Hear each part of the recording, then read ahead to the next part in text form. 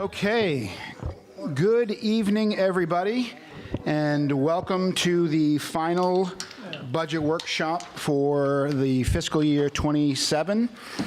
Tonight is the final budget workshop, and this one is dedicated to the council to kind of flush out everything that they've heard over the last 6-8 weeks, and really at the end of this evening come to a consensus to pass on to administration to draft the budget order, which we will see, and the council will take a vote, hopefully proposed vote on the first meeting in June, which is June 2nd.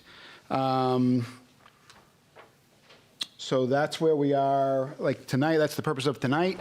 We have a lot of our department heads and schools here to assist with any questions that people may have. We can call on them as needed. But really this time is for you to kind of walk through everything that you've heard over the last period of time, put out some ideas or your thoughts, and really have discussions about that. We're not taking any votes tonight. There is, not a lot of pressure there. Again, we're one of 7 people, here. Your thoughts may be different than others. Let's be respectful and just understand thought processes, and at the end of the day, try to just come to, the best consensus that we can, and we'll go from there. Before we kick it off, I know the schools are here, and some of them might travel from a little bit. So as we kick off this discussion, does anyone in the council have any concerns with or any asks of the school with regard to their budget? The city council can't ask the school to cut positions or line items, but if there was an ask of the city of X dollar amount or anything like that, that would be the only appropriate thing that this council could do for the schools. So just as we kick this off, and we can release them to go and do their things, other things, does anyone have any concern or any questions for the school, anything they want clarification on, or anything of that nature? Okay, all right, there you go. Wonderful, there you go. Okay, with that, then I will turn it over to Nick, and I will, if you want to just give us a rundown kind of where we're at. I think it's pretty much the same place where we left off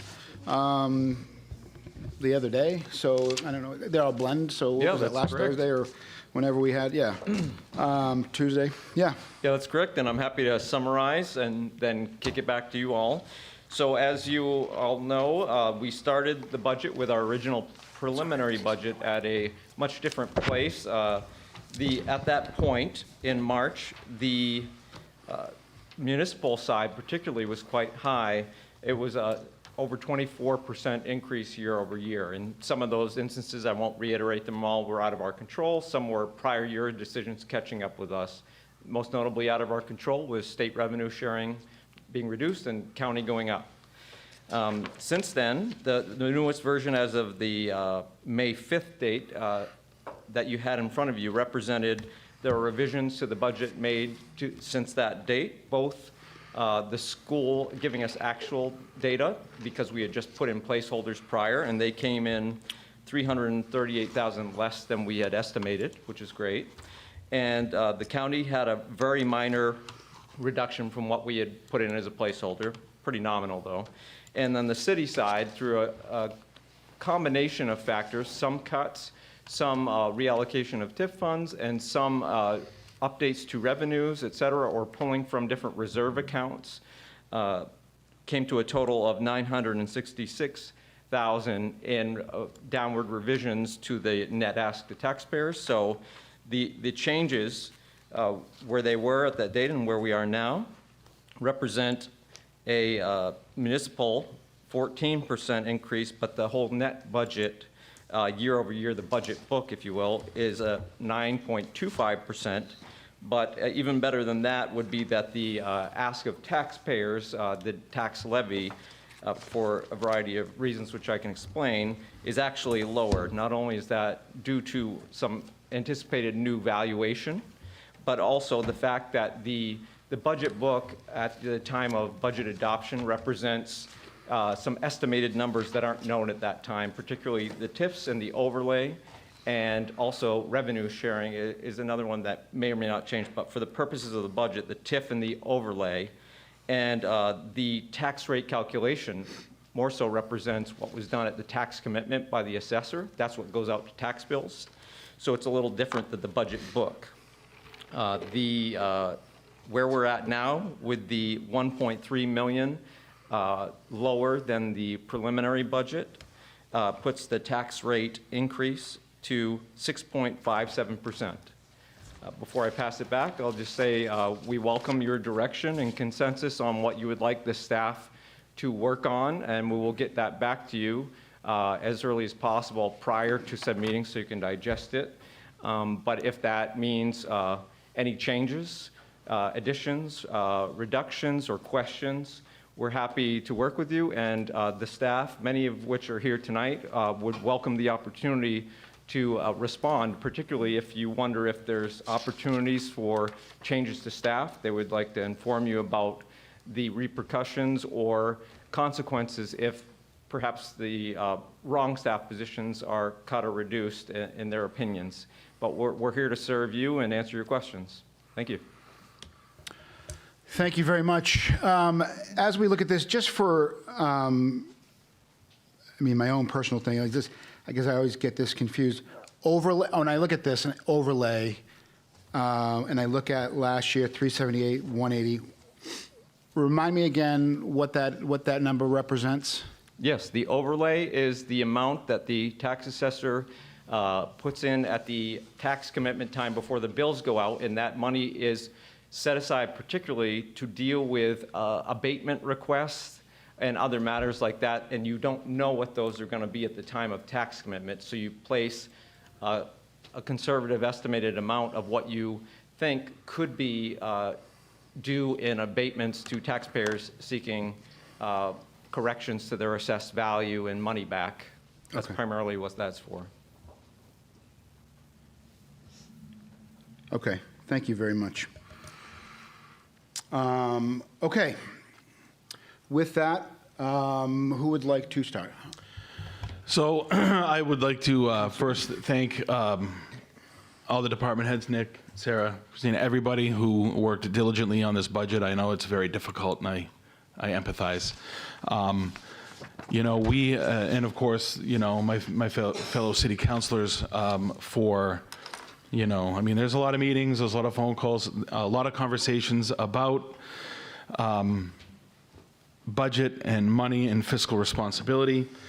And having said that, speaking with some of the members on the council, speaking with members of the city of Waterville,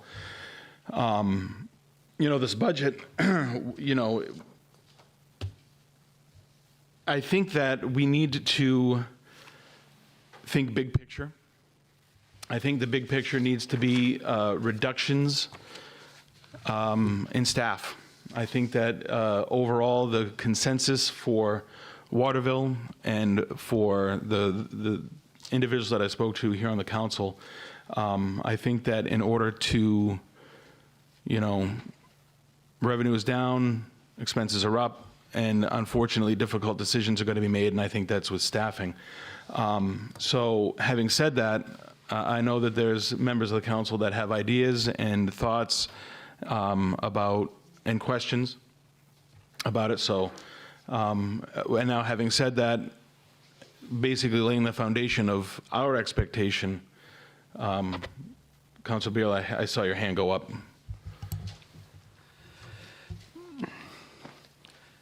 So I was listening to Tom Klepak when he spoke at the last budget workshop, and he used the term investment and talking about the budget. I am in general unhappy with the budget, but I think that there might be some value in letting the city manager work his job for the next year and be able to come into the next budget season with guidance from us on how to get the budget down to a more reasonable level with regard to the citizens. Right now, I don't feel like the city manager has had enough time to truly understand how the city operates and where the cuts can be made without impacting operations. So I guess I'm saying, in my mind, there might be some value in giving the city manager a year before we ask him to make significant cuts to staffing. And he'll have that year to get more knowledge on where he could make better cuts. Thank you. Well, I totally understand that thought process. My thought process is, and it's a question to you and whomever else wants to answer it, my question to you is twofold. One, do you think we'll be in a worse or better position next year than right now? And number two, if we were to give our city manager direction on cuts and other things like that, what does that do for either employee retainment, morale, and things of that sort? Because if people in the city who work very, very hard to operate the city, and it's like, hey, listen, in a year, this position might be cut. I'm not going to stick around, or perhaps, through people, leaving. What kind of attractiveness does that have for anyone looking to work for the city of Waterville, knowing or possibly worrying about their position being eliminated next budget season? I would agree with that. I think having the kind of sword dangling over you the entire year of a potential cut that's going to come for you is not very enticing to come or stay working for Waterville. So I think if we are going to be cutting positions, which I do support, we should be clear and give them the due diligence and kindness to let them know as soon as possible, so that they are not strung along for the entire year.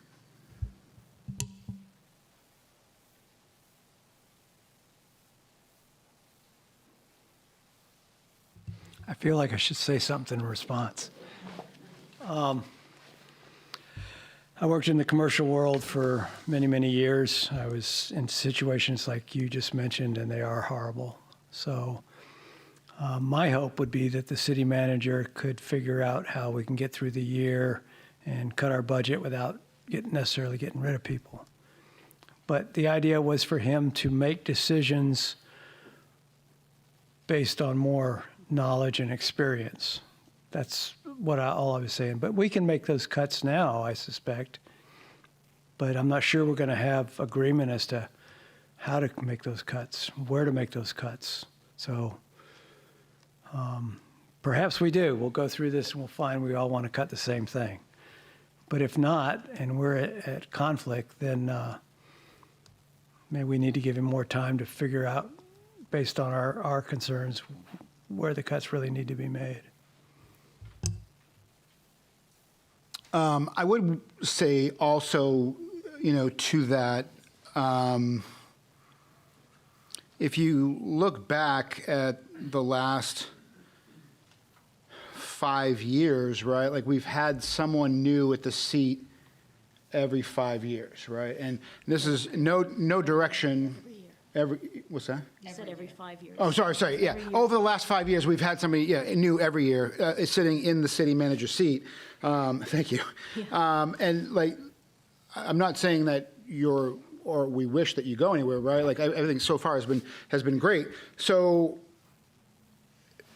to have that line of thinking, because we've had that conversation, well, let's give them and then something happens, and, Nick wins the lottery, and he's like, I'm out, and then we're next year, and like, we're gonna be at the same exact place that we are, and we have been for the last 5 years. I mean, I think that the majority of this council has been here and has seen the trends, and, are here to give whatever that guidance is to the city manager to execute the things that have been kind of growing, or maybe not the attention that the council may wanted, during that period of time. And, that's where we're at, I guess. I think also, to kind of, I guess, also put another, spin on the opinion about that is, the cuts or reductions that we propose, we also have to take in consideration that other individuals may have, that workload, that burden. And burnout is a real thing, and we need to be conscientious about that as well. But again, we have, we are spending and spending and spending. And again, at some point, we need to stop spending so much, essentially. But, yeah. Councilor Green. So I'd like to talk about the vacant positions that we have and look at the last 6 years since I've been on the council. We've added a lot of positions, and we've also we've used a lot of ARPA funding, which was one-time funding for some of those positions. They've gotten added onto into the budget, and those positions have done a lot of good things. We've heard a lot about the unassigned fund balance, right? We're over-reliant on that money, which is funding our operations. And we've gone from using, sort through my parent screen.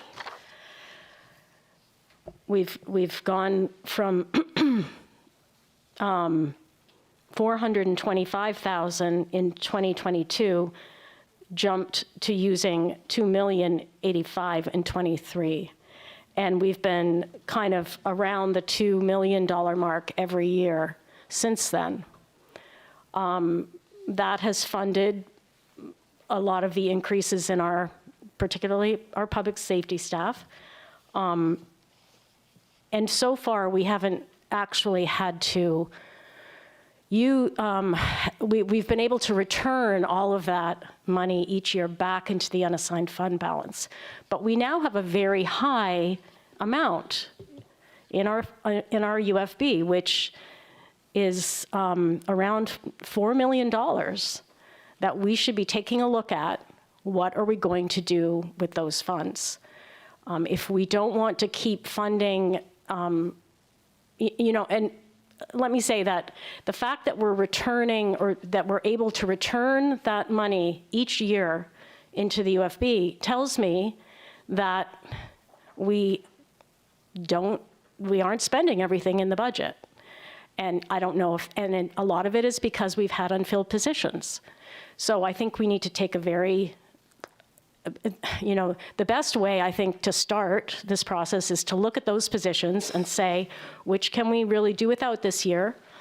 And let's look at how we're funding our budget.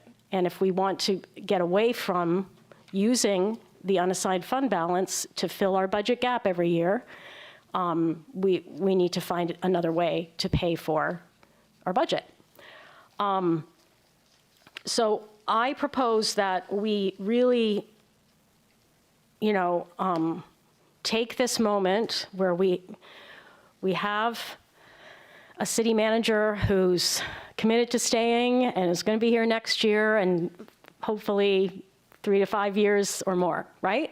And really think about our budget process over 3 to 5 years, gradually reducing the amount of money that we use to fill the budget gap every year from the unassigned fund balance. This year it's 1.75 million.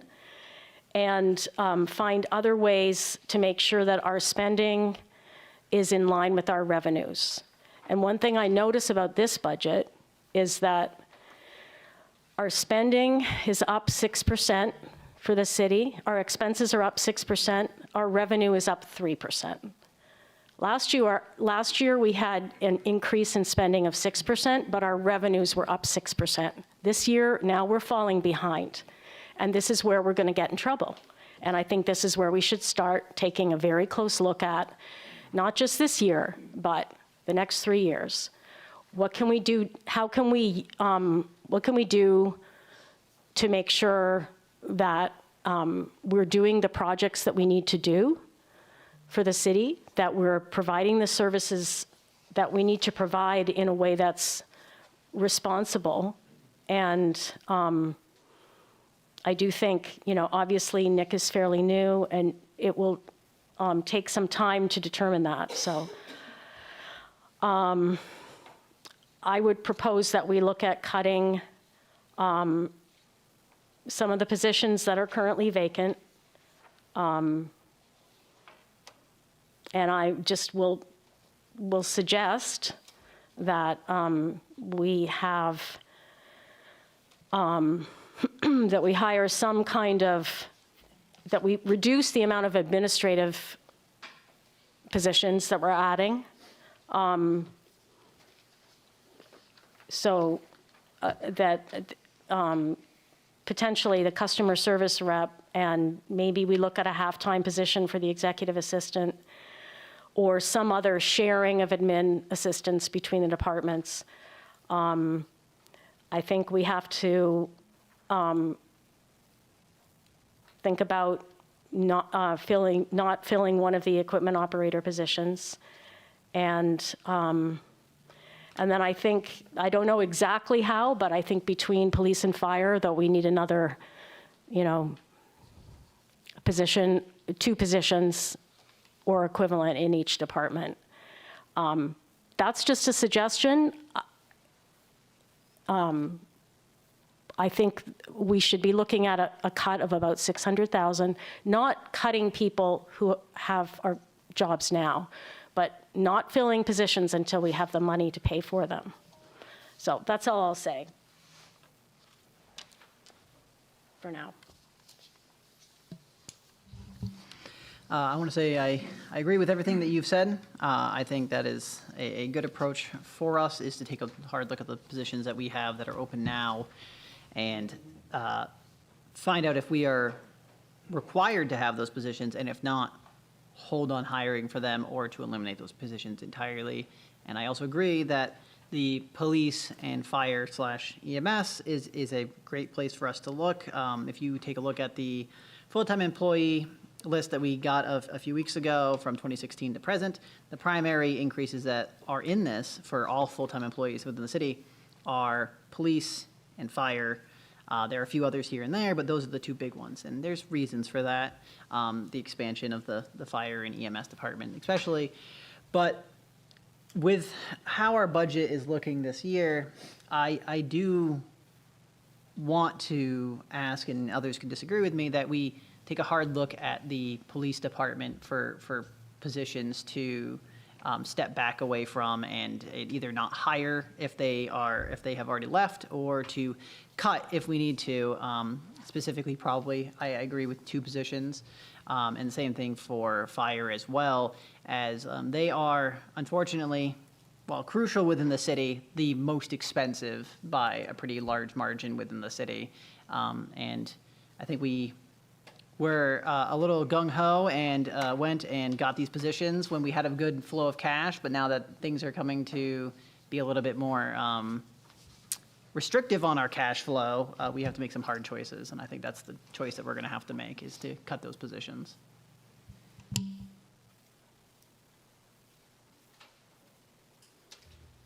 May I? Thank you.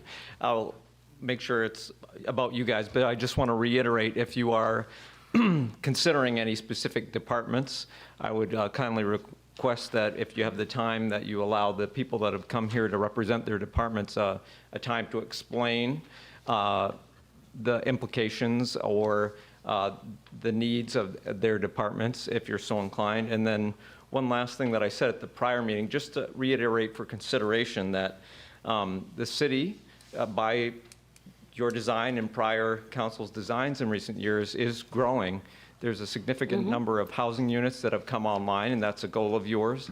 But when that happens, that type of growth particularly requires additional services, not the same, let alone less.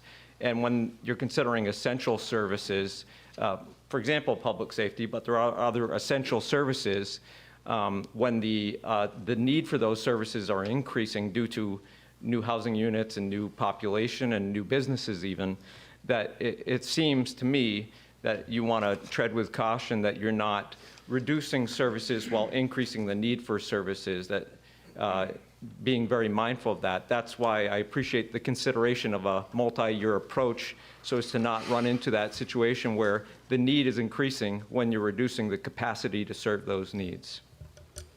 May I? Yes. Yes, I appreciate that, that note of caution. I also, what concerns me about the budget reductions that we've had is it's a lot of projections of revenue that we can't be certain of, and counting on projects that have not happened yet. And so I would rather see us increase staff once we have the revenue to do so, and not, think, oh, well, we think this is going to happen, so let's count on that. We have to be, I agree that, our city is growing, and it's growing and that growth is a good thing, but we're not seeing a growth in the tax base. And it's putting a lot of pressure on our city services, which is outstrapping our tax revenue. And I think we need to grow within our means. We absolutely are going in the right direction, but we just have to, I think it's time to just take a pause and be very careful about our sustainability going forward. Councilor Harad. Yeah, I understand what you just said, Rebecca, but the first thing I would like to say in response is you made the point of, the tax base isn't going to grow, but the need is still going to be here. Like, we can't, not serve the community, especially when it comes to essential services. Like, I appreciate what Nick said, that we have to be really cautious going forward. I completely agree with you about the vacant positions, however. I think we should talk about that. I know last week, Nick, you were going to look in to see if any could be combined, based on union requirements or whatnot. I'd be interested to hear more about that, because that's a solid place, I think, that we really should start our conversation. And also, I agree with you with the cuts. Like, I saw a lot of projected revenue, and I was like, well, these are certainly not guarantees. So, yeah, I would ask you that. I don't know if you have an answer yet to that or not. In terms of the possibility to combine interdepartmental positions and whatnot? Yeah. Okay. Yeah. Yes, I did ask around about that, and I can let others speak to that as well, but my consensus from asking people was that it'd be very difficult in many instances to request of one individual to serve multi-departments, particularly if they're not in the same building or location. If that was considered, from a comment that was said earlier, it might even be easier for two different departments to have their own half-time people than to have someone go across town and serve two very different roles. So that's the consensus. For example, you mentioned a half-time for the administrative office.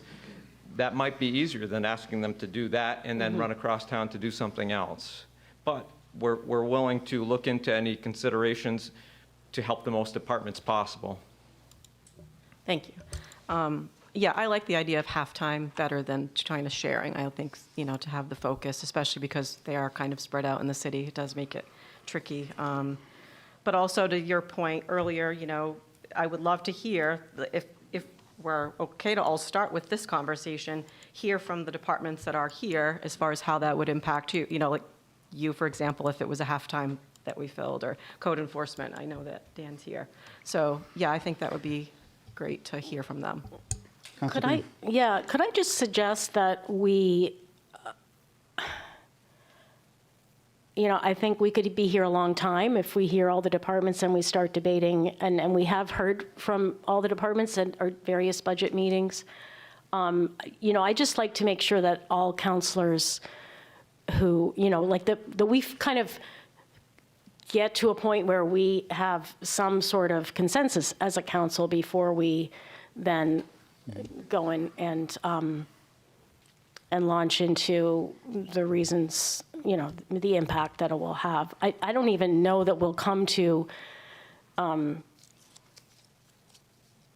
agree. I don't think it's our place to exactly come to a decision about which positions are best to leave vacant, et cetera. I mean, that is your role, really. But I just want to make sure that we kind of finish our conversation before we jump into hearing from our departments. Just very quickly, I agree with the vacant positions. Obviously, I think that if we start down that road, we can see what that looks like. But at the same time, and again, I mean, we can get that information in regards to, the half-time, part-time sharing of this, that, and the other. But for big picture sustainability, again, I think that reductions are going to be necessary. However, I think that obviously we absolutely can finish this conversation about the vacant positions, but I just want to again reiterate that we are in a position where those very difficult decisions and discussions are going to need to happen. Councilor Gribbon.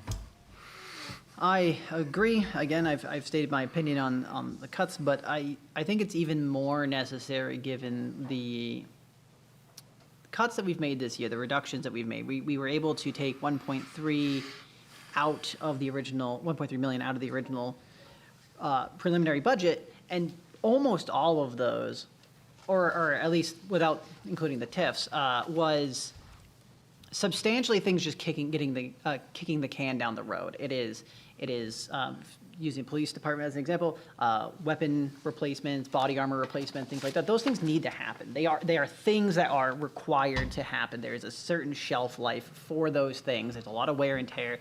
Those will have to happen. So this isn't we're cutting a cost this year that we're not going to have to worry about. It is something we're going to have to worry about next year, or the year after, or the year after that. At some point, we have to take and replace those things, as far as I'm aware. And if that's the case, then we have to look at some year-over-year actual expense to get rid of. And I think the kicking of the can in this budget is an option, but it's not a sustainable option. So my concern was like, what's the number what are we shooting for? Is it 3%? That would impact me personally one way, or is it 6%? That would impact me a little bit more. Is that a helpful way to think of this going into this discussion? As to, do we have a target for what's an acceptable increase? Is it no increase at all? Or I was just wondering what y'all were thinking on that.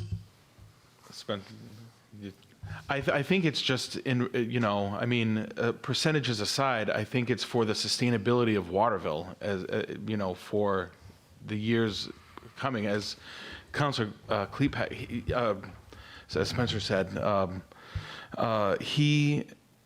kicking the can down the road, we just can't do that.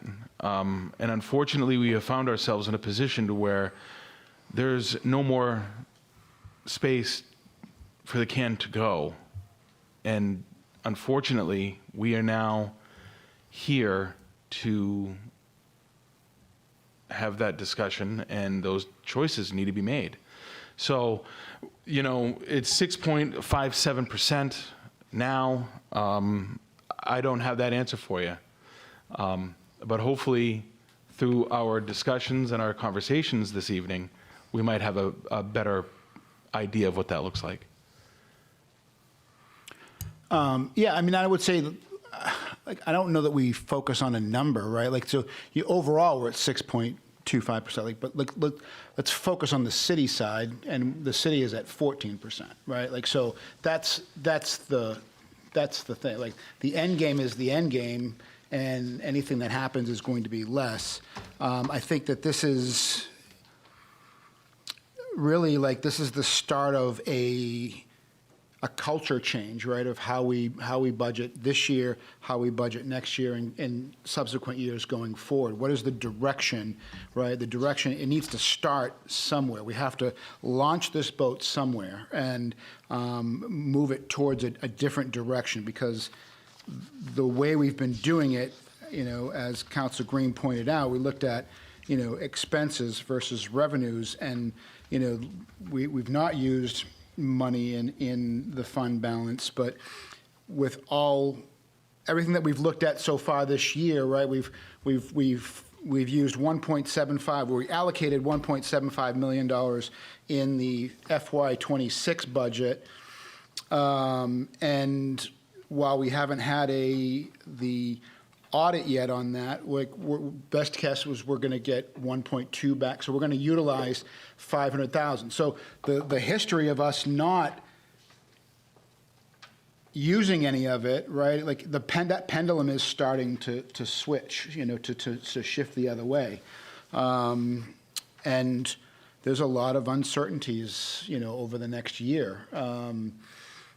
You know, change in state leadership. And things of that nature could change this in a second, and then we're really in trouble. You know what I mean? So this is really just, I caution on just managing to a number, but managing to what makes sense for us today, and how we move, what we do today and how we move forward in subsequent years, right? When other things, you know, come online, and we can start to see additional revenues. Like, we're utilizing revenues that we're anticipating, and we've bumped these things up. We've made changes.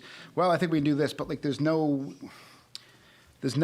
factual yet behind it, right? So it's, I don't know. That's all I got. Yes, sir. Go ahead. Thank you. Thank you. Sorry to interject. No. I just wanted to make sure the record was corrected, not to nitpick. There was something spoken about deferring police equipment, safety vests, and pistols. Those are in the budget. They weren't deferred. So maybe just to get that out there. My mistake. Yep. Sorry for that. That my intent overall is still the same, that there are things within the budget that are just kicking the can down the road, maintenance, things like that. I apologize for using the wrong examples. Well, so I thought you were referring to the armory weapons, which is not cut, but is a further reduction if requested by council. I mean, that has been floated. That is where I was mistaken. I had read that, and I had for some reason internalized it as something that was cut, not a proposed cut. Answer your question if you want us to. I mean, and then you could have the facts. I mean, I would implore that you come up here and maybe not at the moment, but I would like to hear from the department heads at some point in the near future. But I think I want to see what everyone's opinions are first before that. Okay, well, maybe we're ready. Of course you can. Yes, please. Thank you. While I recognize that the city is growing, it is definitely not growing at the same rate that city staff is growing. So, I mean, I think it's like a 38% increase on the numbers that Nick had provided us in the first meeting. City staff has grown substantially. far faster than either the tax base or population, right? So I do recognize that, but I do think we also have to recognize that we are investing in those positions and it's not necessarily moving the needle forward. And we have to be very mindful of that because we have finite resources, right? And we have a population that lives in this city that is well below the poverty rate of many other cities. And we have a population that lives in this city that is aging very fast and on very fixed income. And we have a population that, an area that's very small, and we don't have a lot of taxable land left or ways to pull revenue. Another thing that I personally am a little concerned about is that we're shifting our reliance on the fund balance to just like using the TIF for everything. And when we're talking about, if that's something that needs to be done this year, that's a conversation we can have, I understand. And I understand that's been past practice, but this city has a lot of opportunities, especially in the downtown, and capital expenses that will come due. We're going to have to do something about the concourse eventually. And I would rather us have a better, we're talking about 5-year plans here, I would rather have a better 5-year plan, so to speak, for how to utilize that TIF revenue in the most efficient way to maybe not have to bond for some of those bigger projects, because we don't know what the economic future is going to be right now. And if we could offset some of our need to bond and get into having large bond projects with some of those TIF revenues and use that to cover some of these capital expenses, rather than using TIF revenues to grow our budget, I think that that would be a better use of those funds given the financial picture. So that's just another thing that's been on my mind. Thank you very much.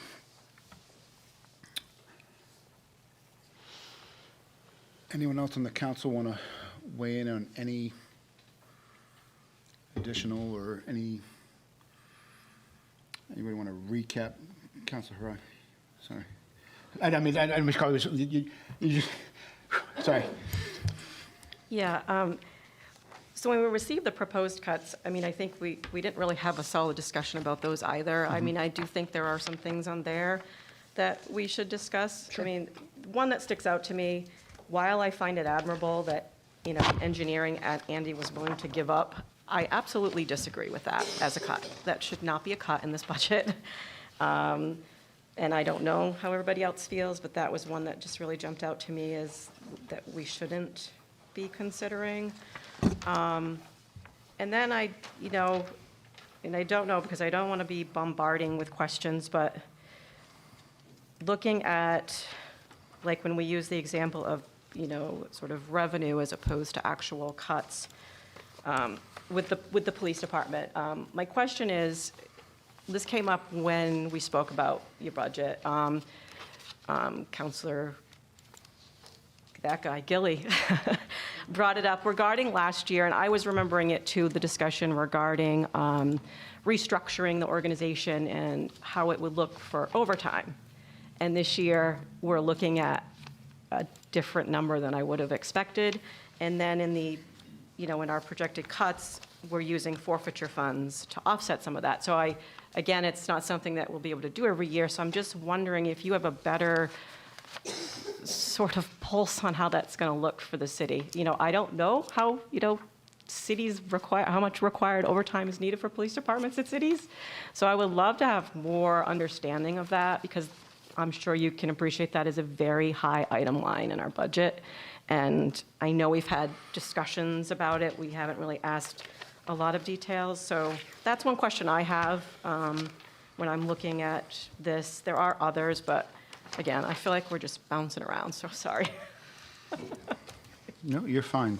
So I think you know, and if anyone else wants to, I think that one of the directions we can provide to our city manager is take a peek at the vacant positions, look what we can do without, and then, you know, have that information ready for us at a later date. I don't know, like the whole list of vacant positions to see what we can do without and the cost savings that would. Well, I understand that, but I mean, at the same time, you know, I mean, but also kind of, you know, with because we talked about the halftime positions as well and things like that within our city government, so as well. So I think that's one of the things we can do, and then we can transition to, the department heads that are here to have that conversation, just to kind of streamline things. Yeah, I would like to hear about the impact of the corporal positions and overtime, because we did agree to that last year with the idea that it would reduce over time. So that's information that I'd like to hear about. And I'd also like an update from the fire department about call volume this year. You know, where are we compared to last year?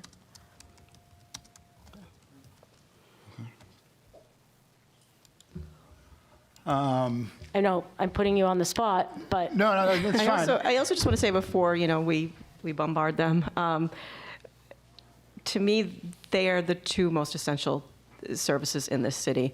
And regardless of how we grow or our tax base, they need to go where they need to go. And to overburden either of their departments is one that I really would challenge. They're already responding to a lot of calls, as we know.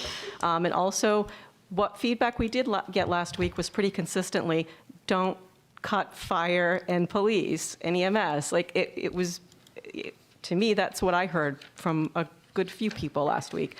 So I get that we have to have difficult conversations, but we have to also think about the needs of the city and the staff and the impact on them as well. Councilor Beal? I think I'll let Chief. Okay. You asked about call volume. So right now, for this year, we're averaging 15.44 calls a day. That'll put us at 5,635 calls for the year. Basically exactly where we were last year. okay. Since the start of 2022, so January 1st of 2022 to today, we've had 24,640 calls for service, 77% EMS. So our call volume is hasn't gone down. I do believe that community paramedicine has made it stay stable, because I believe without it, I think our call volume would go up. And we just talked about, just quickly, that we're a low-income city, and if you read all EMS data and fire data that we can put together, there is a direct correlation to low income and the need for services and EMS services. Did that answer your question? Is that what you were looking for? It does, yeah. Okay. I mean, basically, the call volume is the same this year as it was last. That is correct. And I guess I'll just say that I agree. Our fire department and our police department are, and I would add Public Works to that, are the three biggest departments that we have and the services that people rely on the most, right? And a lot of what our police and fire departments do is support our most vulnerable people. So I understand that, and I just want to make that clear. But I also and I'm just going to say it, I don't know that we can afford a 5-minute response time in this city. And rather than cut positions, I would like to think about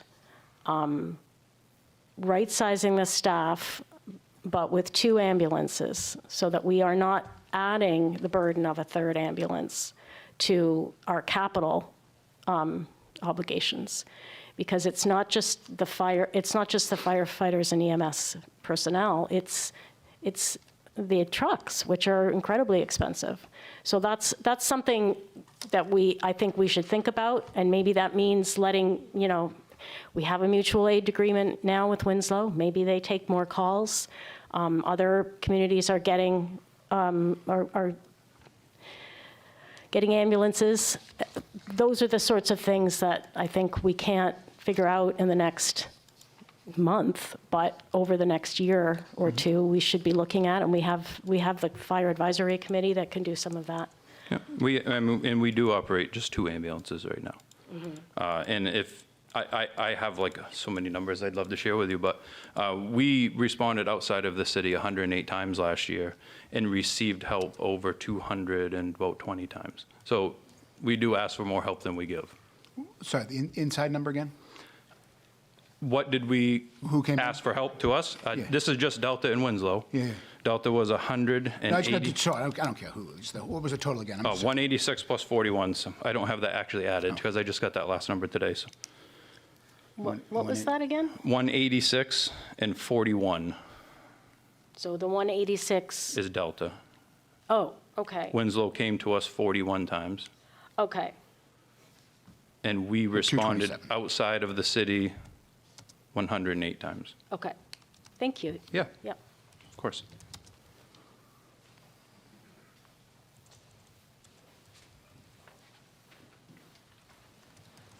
Evening, Chief. Good evening. So I think the answers to most of your questions, and if I don't, the 2 guys behind me will definitely have them. I want to start off by agreeing with Councilor Beal, because I know sometimes we disagree, so don't have a heart attack, sir. I liked what you said at the beginning of this meeting about looking at this over time and strategically. It really does scare me to come out and make knee-jerk cuts. We start working on the budget in December. I even talked with the mayor in February, and he was like, yep, present us the budget you think you need. And then 2 weeks before the budget was due, we were hit with massive cuts, massive cuts, massive cuts. And I understand the dynamics around that. But had we been talking about this time last year until now, we would have had some much better solutions for you than just the Band-Aids we've given you. We have given you Band-Aids, Counselor. You're right. That's what this is. But give us more time and we can come up with a better solution. For instance, Counselor, when I was up here, one of the last 2 times, it all runs together now, you told us to make parking a top priority. And so Major Woods moved that to the top of the list. We've had meetings with parking consultants, and we're hoping to have something to present to this board in July that will be revenue, right? And that will be very likely a significant revenue. And so that's the type of stuff that we can do with long-term planning when given proper direction by you folks, because as Nick said, we are here to serve you, right? But I'm very nervous. The cuts that you're talking about would be devastating to the police department. One cut would see us lose our community resource officer. That would deeply, deeply impact Todd's work, because Todd works with Rob when it needs a police officer in a sworn capacity. Todd and Rob work together, so that would deeply impact Todd's work if we were to lose Rob and have to put him back to the road. And just to give you an example, a lot of the things that Todd and Rob work on, the criminal trespass, the mental health, the unwanted subjects. We spent 16 and a half weeks of officer hours on that last calendar year. And we're already over 5 weeks this calendar year, including some time that I've personally spent myself working on the issue. So if we lose Rob, it would just be devastating. And I also want you to know, and I'm going to get you to your question because I didn't forget you, but I also want you to know Augusta has 10 more sworn officers than Waterville does for a population of about 2,500 or 3,000 more. And we make almost 1,000 more arrests per year than Augusta with 33 sworn officers. If we cut 2, we would be at the lowest number of police officers that we've had in my 30 years here. It would be devastating to our staff, and it would take that overtime number and it would make it go up greatly because we have to respond to emergencies. We can't not respond. And so absolutely devastating cuts is what we're talking about here. The average per capita is in the country for police officers per capita is 2.4, and we're at 1.9 right now. Augusta is at 2.2. And so to go any more would be a devastating cut for us. And additionally, we do have 33 sworn officers here. One of those officers is completely reimbursed by the main drug enforcement agency. So we really only have 32, which has been a consistent number of sworn officers for a long time. To your question, Counselor, the number that we have saved in overtime this year because of the 2 corporals is $16,000. You'll remember last year I was hesitant to give you a number because I just couldn't nail it down for a variety of reasons, which include in order to pass the corporals past the union, we had to agree that the sergeants could still fill the shifts if they wanted to. We were having a lot of burnout on the sergeants, and that was true, and this has definitely relieved that. But we do still have some negotiations, and next year is a negotiation year, so I expect that we'll be able to realize some more savings there probably eventually.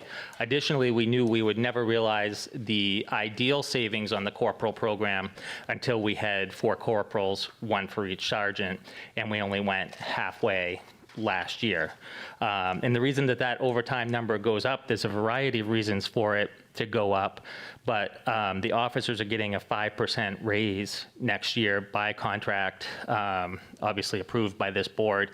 So if you look at the overtime, I don't have it right in front of me, I think it's going up 4.7%, so it's not even going up really enough. Yeah, it's 4.1%. It's not even going up really enough to cover that raise. So when you're dealing with our budgets, nothing is really linear. If you cut here, it costs you here. And certainly that is demonstrated very well by our overtime line. So the answer, 16,000 was saved by having the corporals. That number is going to go up probably significantly in the next 2 months because our sergeants, like me, like to take their vacation time in the summertime. So we'll have corporals working instead of sergeants quite a bit in the next couple months. Thank you. So my question, my sort of follow-up question to that is, because I think your estimate for overtime this next year was 400 something, is that roughly? I don't have it in front of me. 455,000. Thank you. Again, I'm asking because I don't know the answer, so if it's a silly question, I'm sorry. So do you think it would help, if you had more officers, would that alleviate the need for overtime, or does that matter in your type of department? Like, I'm trying to understand, like, this number. Right now, obviously, I would love to come up here and say we need more officers, but this isn't the time for that. I think we can all agree on that. So right now, the way we have the shifts designed, we're good, right? If we cut people, that's where we're going to have to start plugging in overtime. And then that's when I start losing sleep at this time of year because I'm afraid we're going to go over on the overtime budget because we have to plug somebody in here. I can't have 1 officer working on a night shift because if I have a domestic, I have to send 2 officers to the domestic. So if we were to cut those positions that we're talking about cutting, now we have to look at how are we going to fill those shifts, and that's where the overtime line is impacted. Yeah, no, I mean, as it exists right now. So, like, I guess my next question would be, so where is the majority of your overtime coming from? Is it, in fact, vacations? Is it, like, is there unknowns? I mean, obviously, I know you can't give solid, clear. Yeah, so this was, I'll be honest with you, until about 3 years ago, this number was like throwing a dart at a dartboard. Then Major Woods got promoted to major. He's very good with Excel. So he sat down and he figured out everything that is going to cost us for overtime. And so this number here is about the most accurate that I would say we've ever been able to do at the police department. It's vacation, it's sergeant overtime, somebody calls out sick, it's any number of things that can go astray when you're running an operation like ours that's 24/7. But the other thing that you just can't ever really predict is what the community does, right? So we have a big drug bust, a big drug bust, which we often take that overtime out of forfeiture to back it up, because that's what the forfeiture funds are there for. But a big drug bust can cost us $3,500 to $5,000 in overtime. If we have a homicide and all of our detectives are out, that's a very large number. So in a year that we don't have those, it doesn't impact that budget as much, but it always seems like there's 4 or 5 major incidents, either large-scale drug busts, a homicide, a robbery, those things where we have to put a lot of resources into one area. And that could even be a storm, right? Because, you look back in that storm in December of '22, and it was an absolute disaster. Nobody could get anywhere. That cost us a ton of overtime. So those are the types of things that go toward our overtime. But Major Woods has done a great job making it about as accurate as I think it can be. You just can't account for everything. And so you do think, though, over time, it can improve? Like in your time here, does this seem like a high number for you? Because obviously I haven't been on the council long enough to kind of look, to know like the trend of your overtime needs. Sure. So everything is more expensive right now than it's ever been, and the officers are getting a 5% raise. So, that number's not going to go down. We can do things to mitigate it, right? If we're full staff, that mitigates the overtime line, but then the wage line is obviously going to be fully expended. If we're not full staff, we have to fill shifts with overtime, which is why I say making a cut isn't a linear cut. It's going to save you money, obviously, but you have to spend on that overtime line. So that's why that line is challenging. But with, like I said, they have a 5% raise this year. We're renegotiating the contract. Will start in probably March of next year, negotiating the new contract. So, obviously that's going to be difficult with the challenges that we're talking about here, but they're probably not going to take a pay cut, right? So those are the challenges. Yeah, thank you for mentioning that. That's one thing in my mind, I think about raises and I think about the base salary, but it does also impact overtime cost as well, obviously. So, yeah. Yeah, and that's also a good point too when you talk about base salary, because when our officers can go to other communities and make $4 more an hour and do less work because we're a very busy city, we have to. It's all a balancing act, and I certainly understand the role that you guys play, but we also have to retain employees. And what I don't want to do is go backwards because we made a cut in the wrong spot. We're happy to work with you guys. I definitely don't want to go backwards because we made a cut in the wrong spot. When I took over, we had 11 openings, and we were, until we had these 2 openings, full staff. So we were heading in the right direction. Yeah, thank you. Yes. Okay.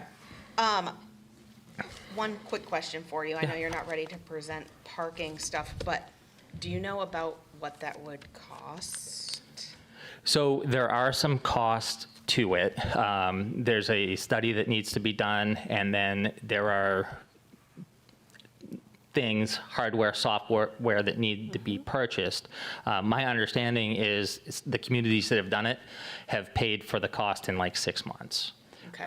And we also I've been reticent to bring this up because I don't like telling you things that I can't promise you, but we have a very significant amount of money coming in forfeiture, very likely in this next fiscal year.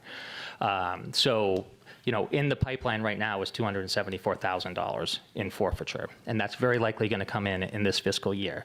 Now, I don't want you to say, Chief Bonnie promised me that, because I can't promise you that. But the money's there, it's ours, it's just a matter of it coming here. So we can help offset some of that, and there's TIF monies that could likely be used as well. That's why I asked, not because I was wondering, but that's like something that I think we should be saving our TIF monies for and not paying down all of the TIFs in the one budget. Because when we have something like a parking enforcement opportunity, that is a great reason to have TIF money on hand to handle. And then the other question is, I know there was some conversation about the community officer. Christina, are we able to offset the salary of that with some of the TIF money? Since I know like Todd and the community officer are doing a lot of the work downtown, right? Like,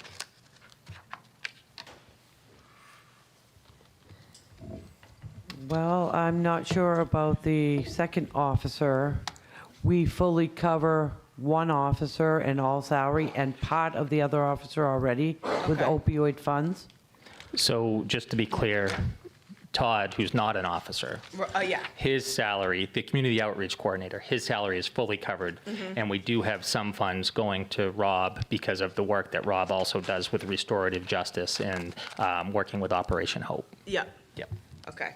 Could I ask a quick question? Did I hear you right, Christina, that we're using opioid funds to support, to pay for the police officers?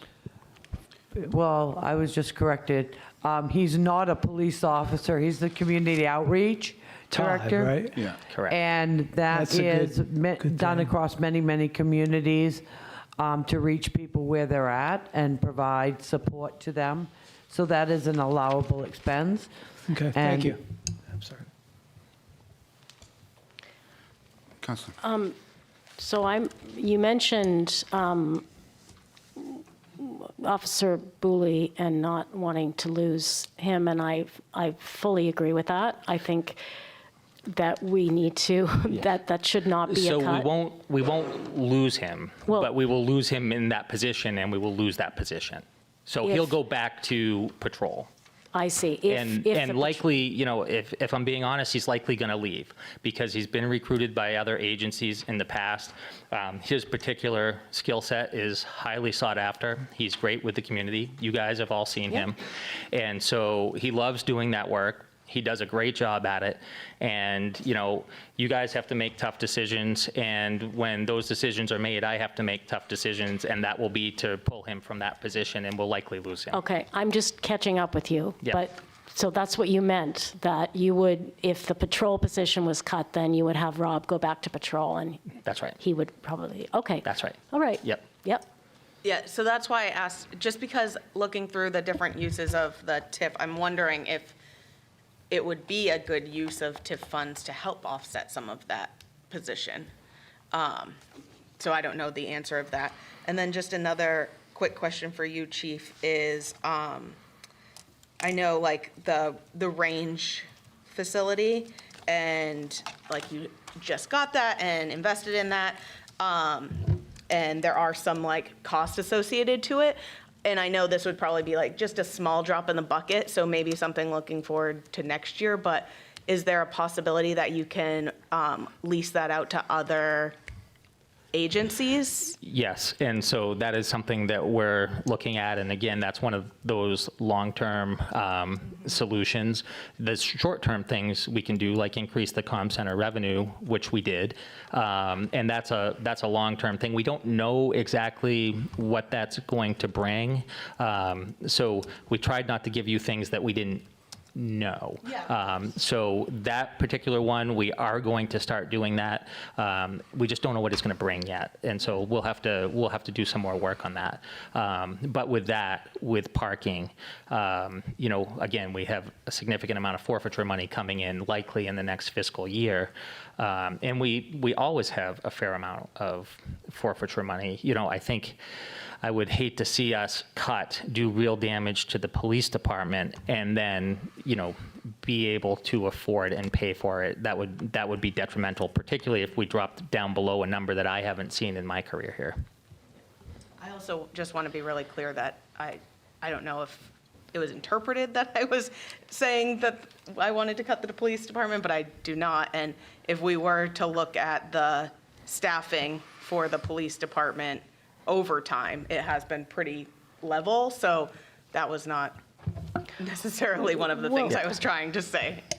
Okay, so it's increased by 4 officers over, according to what we received, in the police department, and then 4.5 in the comm center, right? So when I came here, we had 32 police officers, and we have 33 now. So I don't have the data that you have in front of you, so I'm not sure. Right, so that's why Yeah. I'm checking, because Yeah. according to my data, we have 38 in the police department and 12.5 in the comm center. So I have 51 total employees at the police department, and when I'm telling you 33, I'm talking about sworn officers, because that's what you're talking about cutting. So we have 33 sworn officers, you're talking about cutting 2, that would put us down to 31, which is lower than I've ever seen. I'm not talking about cutting 2 officers. I'm sorry, Counselor Krigbum said that. Okay, because, I mean, I've just, as a starting point, pointed to the vacant positions, and the patrol officer is one of them, right? So and again, I'm just trying to make sure I have the right information. But, you know, the increase in the comm center, I mean, I understand it, but that's a perfect example of where Waterville steps in when there's an emergency. And we get told, I'm sorry, this is not going to cost the taxpayers anything, and then, of course, it does. And Well, so in fairness, I never said it's not going to cost the taxpayers anything. Okay, then I misheard you. I specifically said the comm center is not a moneymaker, and it's not a moneymaker. However, Waterville needs a 911 center, Yeah, right? I mean, I agree. And so there was literally nobody else in the state that could do that. And so actually, the comm center is our biggest revenue maker at the police department. Okay. It's our biggest revenue maker. It still costs us money, but it's also our biggest revenue maker. I'm just observing, you know, the ways that Waterville is like a sponge as far as services. And I'm not saying that it's not needed, but I just think we need to look at how we pay for that. Well, and that's why we increased our revenues for Yeah, this exactly. year, was to spread that cost out. And, Yeah. you know, we can't, you know, very likely, we have not been charging enough for our comm center services. That's very likely. Yeah. And so what we can't do is say we're going to do a 10% increase, a 15% increase this year. But we did give them what we thought was a fair increase. And, you know, we're going to continue to look at what is fair market value for that, and how can Waterville get to a point where we're not subsidizing emergency services for another community. But our comm That center. is the goal. Our comm Yes. center is a great example of regionalization. Yes, okay. Right? And it's Also true, And it's the biggest revenue source we have at the police department. as long as it's shared, Right, you know. and that's what we're not- doing. And not falling on the backs of And that's why we taxpayers. increased revenues Yeah. this year the way we did. Okay, so I guess, you know, I mean, this has been very helpful for me, and I'm sure others. If we're not going to cut positions in the police department, let's say we leave that patrol officer alone, so to speak, are there other places that you can come up with, let's say, $200,000 in efficiencies? Yeah, so, I mean, we have talked, the piece that we provided to you here was, I think the additional cuts amounted to about $62,000 that we could do. Now, those additional cuts come with consequences, and I can explain each cut and consequence as you want to know. And then we've talked about an additional $20,000 of offset for Rob's salary based on education, and the education that he could potentially do over substance use disorder, and helping to prevent that future generation of people suffering from substance use disorder. So we can get to another $82,000 in addition to what we've already given. And then, beyond that, I would have to start looking. What I would say is, that known money that we have coming in, that 270+ thousand from forfeiture, I don't I suspect it's going to come in this coming fiscal year. I don't know for sure, so hard to plan on that, but I absolutely can get to 200,000 if we do that, and then we start looking to the increased revenues, the parking, increasing the comm center fees, that sort of thing. And then being planful over a 3 to 5 year period, I think we can get to where you guys are much more comfortable. But I'm just very scared about this year, the damage that could be done by quick cuts. Can I just ask a quick clarifying question regarding the patrol officer? Sure. I believe I saw a listing for a patrol officer, so is it not the position that's on our list? Yeah, I'm happy to speak to that. So I sent out an email to that effect, I believe, but just for everyone to be aware, since the initial list in which there was one patrol officer, there has since been another vacancy created, but I emailed the council to say it's not as simple as including that in the pause. Not only is it's not feasible for operations, but furthermore, there are a bunch of people, 3, 4, 5 people out on various forms of light duty or leave. And so I instructed, after telling the council, that HR and PD should post one of those 2 vacancies and proceed, and we would just hold off on the one as a pause for your consideration. As stated, it's the hope not to lose any, but we are planning to fill that one of the 2 vacancies because of the great need at this time. Okay, thank you for refreshing my memory. Now it's all coming back to me. Point of clarification, sorry, I'm sorry. 51 direct reports to you. Correct. Okay. And sworn officers are 33, 33. one of which is fully reimbursed by Main Drug. Okay, that's fine. So the other, what is the definition of a sworn officer? So somebody that looks like me, carries a gun around and has arrest powers. So that's your patrol officers, your detectives, your corporals, your sergeants, your majors, and me. So 33, all 33 are okay. The patrol, the sergeants, everybody that carries a gun. Correct. Okay, let's break it down. So what are the other Hopefully there's folks? training that goes The 50, back. so the other 51, part of those are comm center? So we have 10 dispatchers and the operations manager in there. We have an animal control officer. We have the janitor. We have parking, which that position is vacant right now, and we're leaving that position vacant. We have my executive assistant, and we have the records clerk. And that should be 51 if you do the quick math.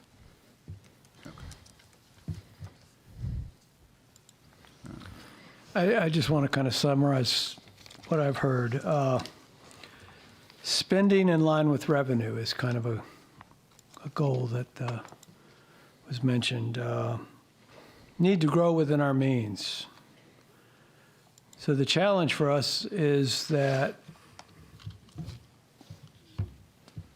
fire and EMS, police, and poor old Matt back there, y'all are the source of most of the city spending.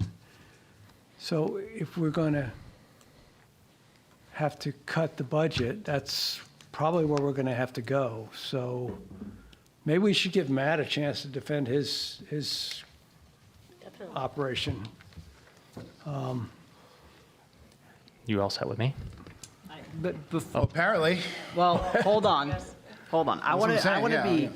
I do want to be clear that I do apologize for misspeaking earlier, and in addition to that, I misspoke again because I had assumed that the 38 was sworn officers. That is the reason I brought that number up, due to the 34 increasing to 38. That was my misunderstanding. I am not. I would prefer not to cut sworn officers because I know that will have a huge impact on the city. Yep. My hope was to look at some of the other positions within the police department, but it sounds like many of those are also very necessary. Yep. Based off what you said, however, it seems like some of the Band-Aid fixes that we've come up with was mostly a time constraint issue, and that it was, we kind of got last minute, you need to make these cuts, and this is what we were able to come up with in the time being. I'm not against the idea of keeping our full-time employees closer to where they are now, or even exactly where they are now, with the exception of the currently unstaffed positions. And then over the next year or so, looking for larger scale reductions or revenue sources. It sounds like the parking thing could very well fall into that category. That's great to hear. That's awesome. I love that. It's something that we've talked about a bunch, and I'm in huge approval of that. And I don't know what the rest of the council thinks, but I mean, just having all of the department heads over the next year really kind of go through and plan for what we can do for cuts for next year. Because again, we're planning 3 to 5 years on most of our budget, and I would like to find cuts this year, but at the very least, next year, I would like to have everybody come to us with ideas on where to make more revenue or where we can make cuts and have a better informed decision. Because even on our end, with a lot of this budget, it was sort of last minute and a lot of Band-Aid fixes. So I think that's one thing that we can improve for next year. And I think part of that will have our city manager having a better idea of what the budget looks like for next year, coming with these big ideas of what we can actually do. And so I understand the difficulty that you have, and I do apologize for misspeaking multiple times on this. It is very confusing, and that is my fault for not understanding. But yes, I do understand the importance of having those officers. Great, thank you.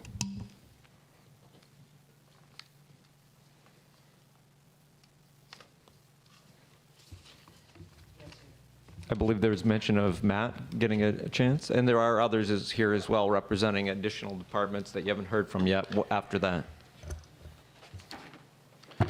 All right, where do I begin? So having 3 unfilled positions right now is less than ideal, clearly. So I don't know if I'm going to make a strong case for defending the positions that are unfilled, but I kind of just want to explain kind of where we are. We have 24 total employees within the Department of Public Works. That includes admin and our mechanics, 3 within Parks and Recreation. That's pretty thin. We do the best that we can, but losing more positions, and again, I should have prefaced everything with I know how difficult this is. Everyone's making a case for their department, but losing additional positions is going to really begin to compromise our operation year round, not just in the wintertime. I would like to have the opportunity to kind of where the discussion is going now to exhaust everything possible within our operating budget before we lose any more positions. So like I said, we have 25 full-time now within Public Works. Back in FY 13-14, we had 25, so we've shrunk. And to shrink more, and I understand they're unfilled positions, so you're thinking, well, he hasn't had them, and he seems to be getting along fine. We are getting along, we're using subcontractors, we're using our mechanics, but we're falling back, in other areas. Deferred maintenance, I don't know whether I've heard that term, but that's what I refer to it as. There's just a lot of infrastructure here in town and a lot of things that we can do if we have the people, and it's much less expensive. We have a lot of very capable, qualified people. It's just, I think it would be more efficient for the city employees to do work that they're capable of outside of, hiring subcontractors where it can be much more expensive. And of course, just like we've heard before, it impacts, the shortage in our crew impacts our overtime budget. Yeah, and the CDL shortage, it's a kind of a national trend over the last 3 to 5 years. It's not just unique to Waterville. We do have an in-house training program. We have 2 young individuals on our crew right now who are laborers who have their permits, and we're really hoping that they can take their test later this summer, so we'll be close to filling the unfilled positions that we have now. So yeah, that's where we are. I'm happy to answer any questions. I know how difficult it is, but again, 24 full-time employees, including admin. That's 3 at Parks. I just don't know. It would be really difficult to lose more positions.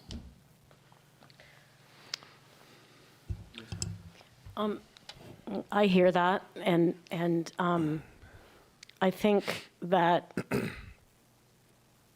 how do I put this? I mean, this is where we also have to say, maybe we can't take on any additional programs at Quarry Road or other programs that are going to impact the department without the revenue first. And I mean, I don't like to have to say that because I love being able to, I love seeing the things that we're offering as a city, but I just think we have to be real about what we can actually sustain. And we've been in a period where, since I've been on the council and started in 2021, I started in COVID. We were in a crisis then. We got through that with the help of ARPA funds and others, and then we have this tremendous growth in Waterville, which is wonderful. And all of the turnover, I think this is the time that we just have to say, okay, let's really take a close look at what we're doing. We can't do everything. And so we have to choose. We can't keep raising taxes. We're going to raise taxes every year because we have inflation, but we just have to figure out how to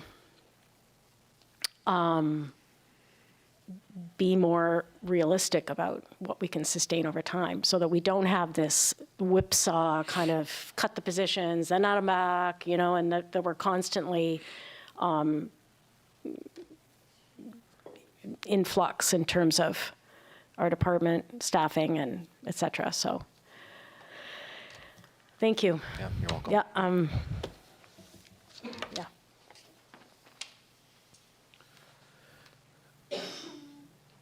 I don't know what happens next. I guess we could tell Nick to make these decisions, or do we just say, we can't cut the police, we can't cut public works, we can't cut fire and EMS.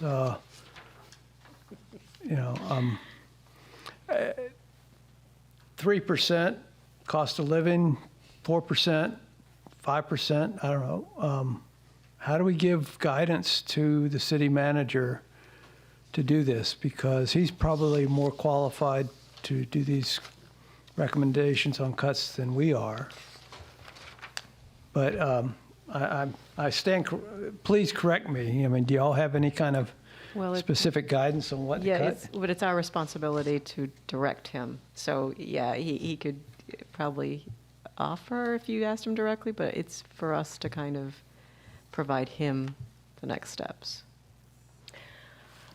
So, okay. We haven't heard from Dan because there's a code enforcement admin assistant on the list. So I'd like to hear specifically what it would look like if that position was shared with fire, for instance. Okay. I don't know if that's forgive me, I have a horrible cold.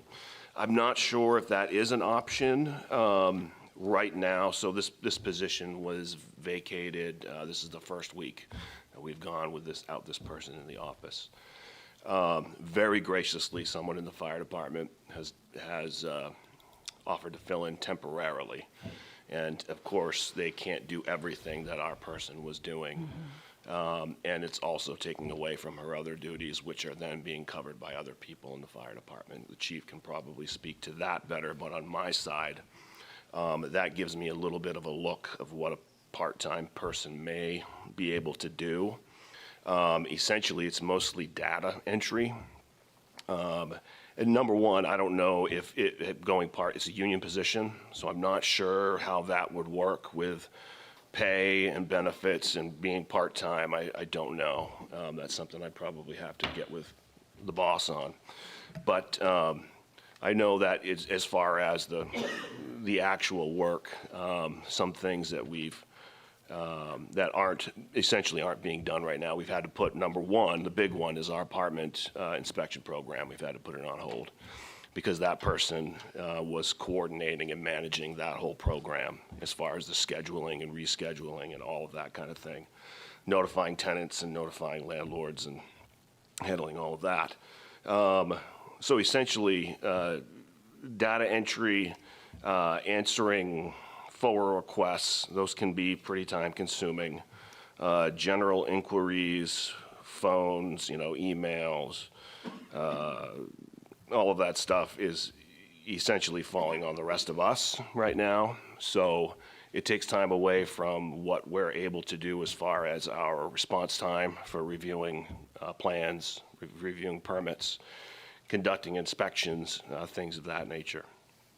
And if you want to call code enforcement, I mean, the reality is it's hard enough to get somebody on the phone just because of the nature of the job and the volume of inquiries that we get.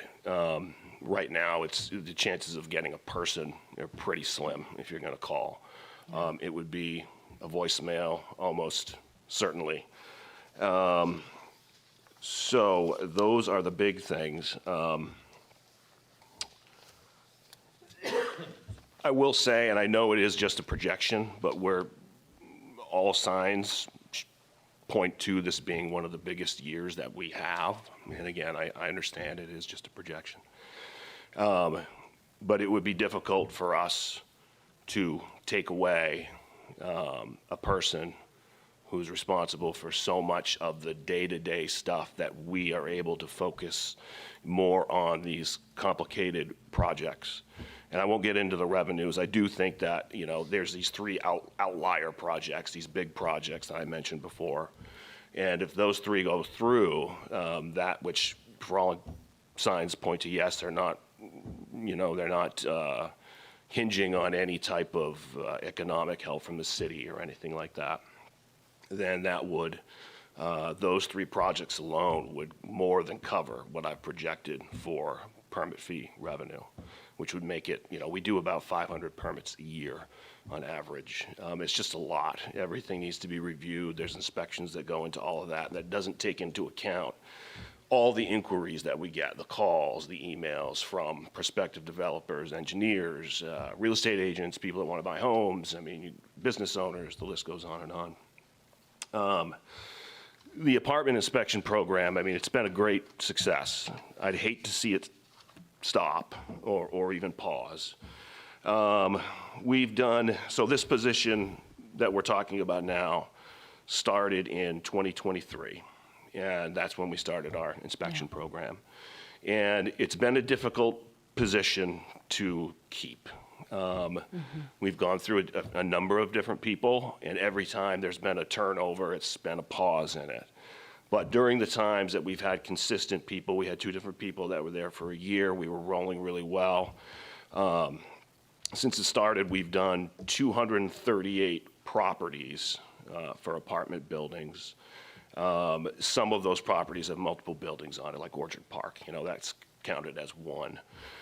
296 total when you count re-inspections for corrective actions taken.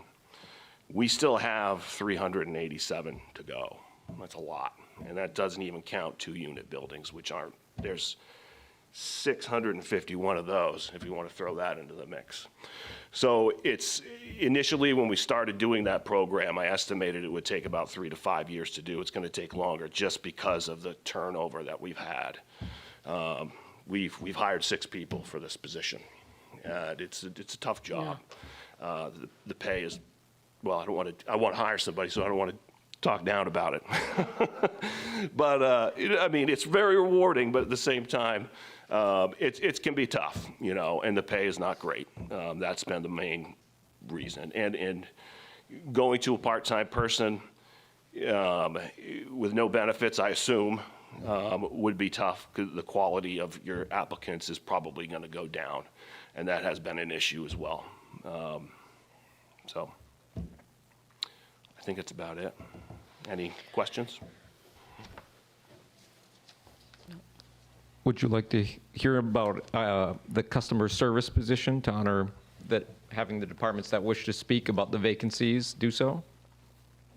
That seems only fair.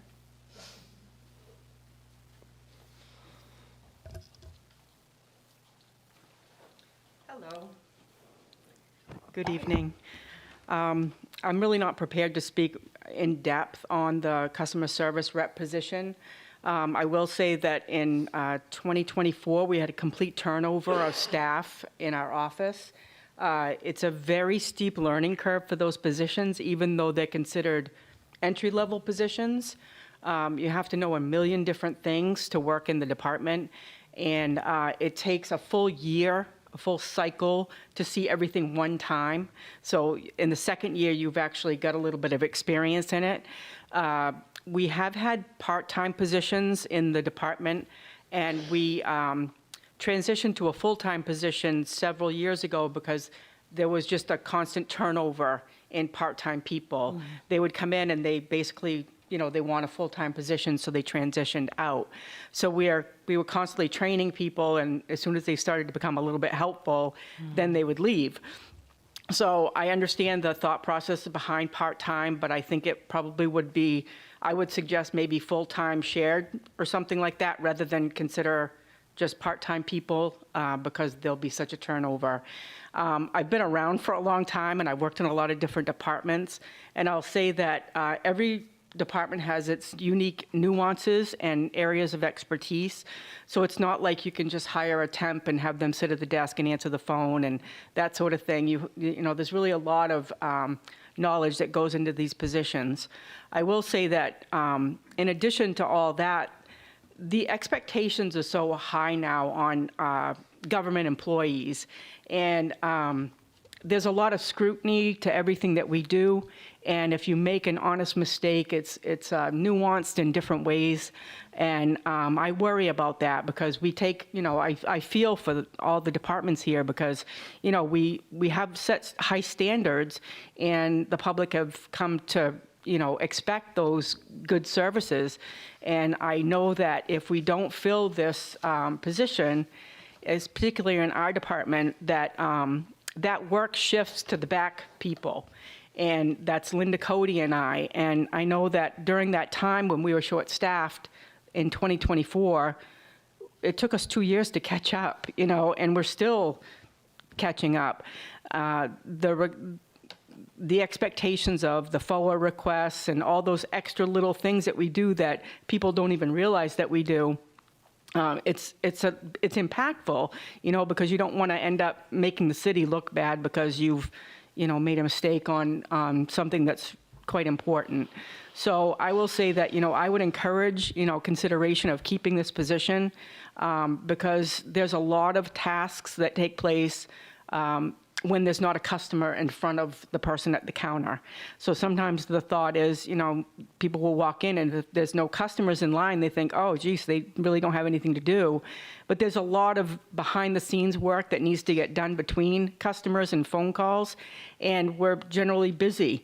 When one person is out, it's a hardship on the people that are left behind because everyone still needs lunch breaks and that sort of thing. So I will say that, I understand you're in a really tough position. I don't envy any of you to have to make these hard decisions. But I'm here to, advocate for the position, for the benefit of us to be able to get our jobs done. And also for the customers who now, will come in and have to wait longer. We try not to have waits in line because people aren't happy to have to make payments and that sort of thing. And, making them wait doesn't make that situation any better. So, I respect, the hard work that you're doing, and I understand, and I, would definitely advocate for the position if possible. Thank you, Patty. I just have a quick question. So this position, it's full-time, you said, correct? Yes. How come, I'm just curious why there's no health insurance with this position? We have 2 of the front counter staff that opted out of health insurance because they can't afford it. Okay. They can't afford to pay the premium. Okay. I think it's 20% they have to pay, and they can't afford it. So what we have in front of us then for vacant positions, is that what the outgoing person's salary was? Yes. She Okay. just got done like 2 days ago, so. Okay. Yes. Okay, thank you.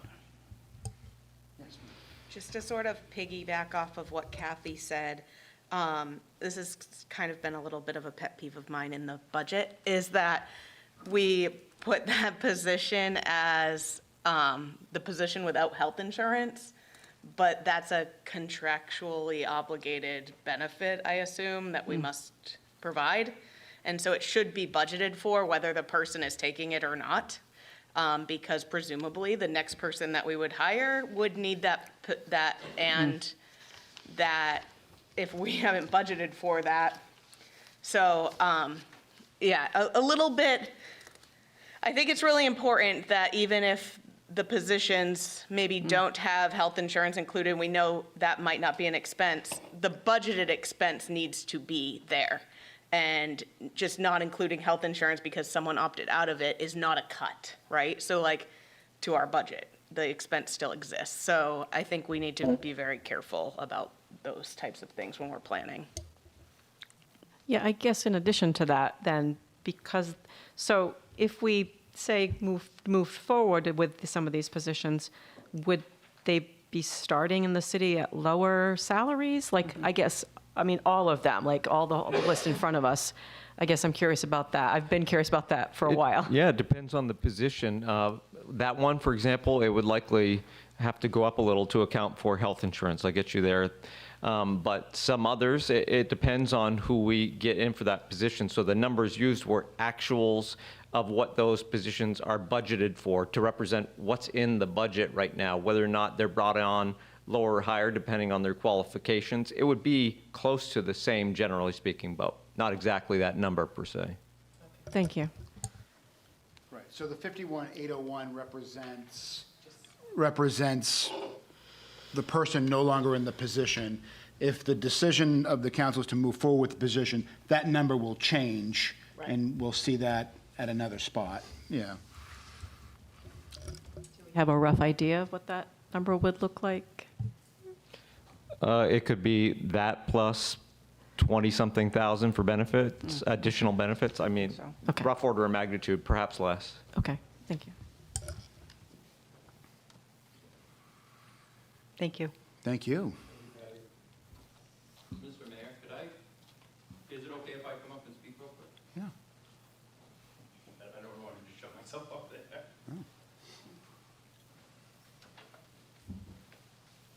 Thank you. I just wanted to kind of reiterate something that I think that Chief Bonnie mentioned, and I don't want to sit where you're sitting at all. This is not easy at all. But you know, we were given a task to complete, and I think, you know, we've all the department heads have tried their best to complete that task. But there are changes that are being made, especially in my department anyways, with the addition of the 4, which the last one we were able to put on at the end of March. And those changes that we're making are pretty significant, but I can't put it in budget numbers right now because I don't know what it looks like. One of them is, you know, we're trying to keep our bigger trucks off the road like we've talked about. So if we need that third person to go out on a call, we're using a much smaller vehicle. I don't know what that's going to save in fuel yet. I don't know what that's going to save. I mean, I can make a guess, but it would be wildly just a shot in the dark.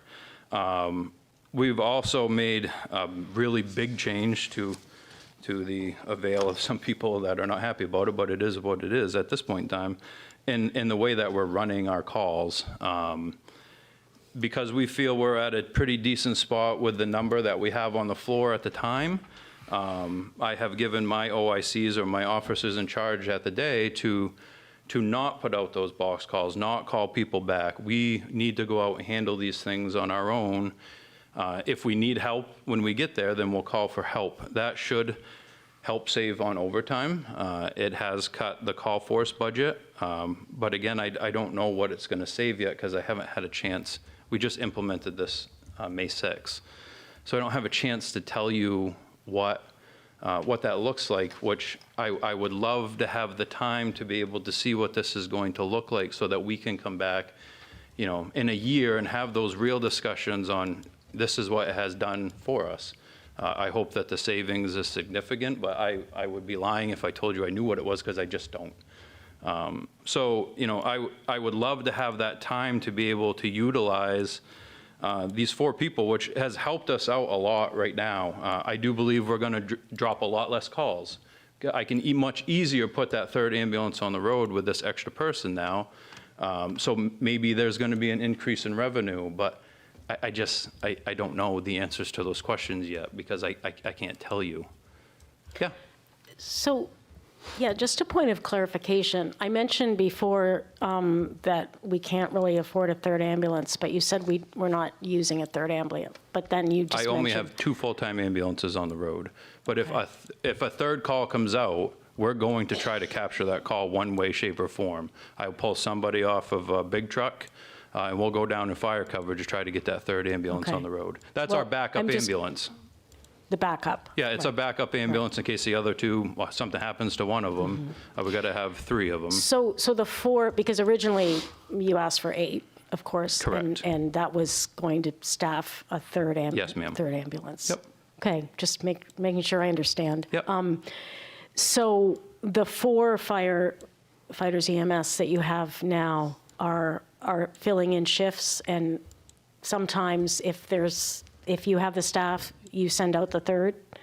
If we have the staff, we will send out a 3rd ambulance. Yep. I guess my question is just how are those 4 new staff helping your department be more efficient and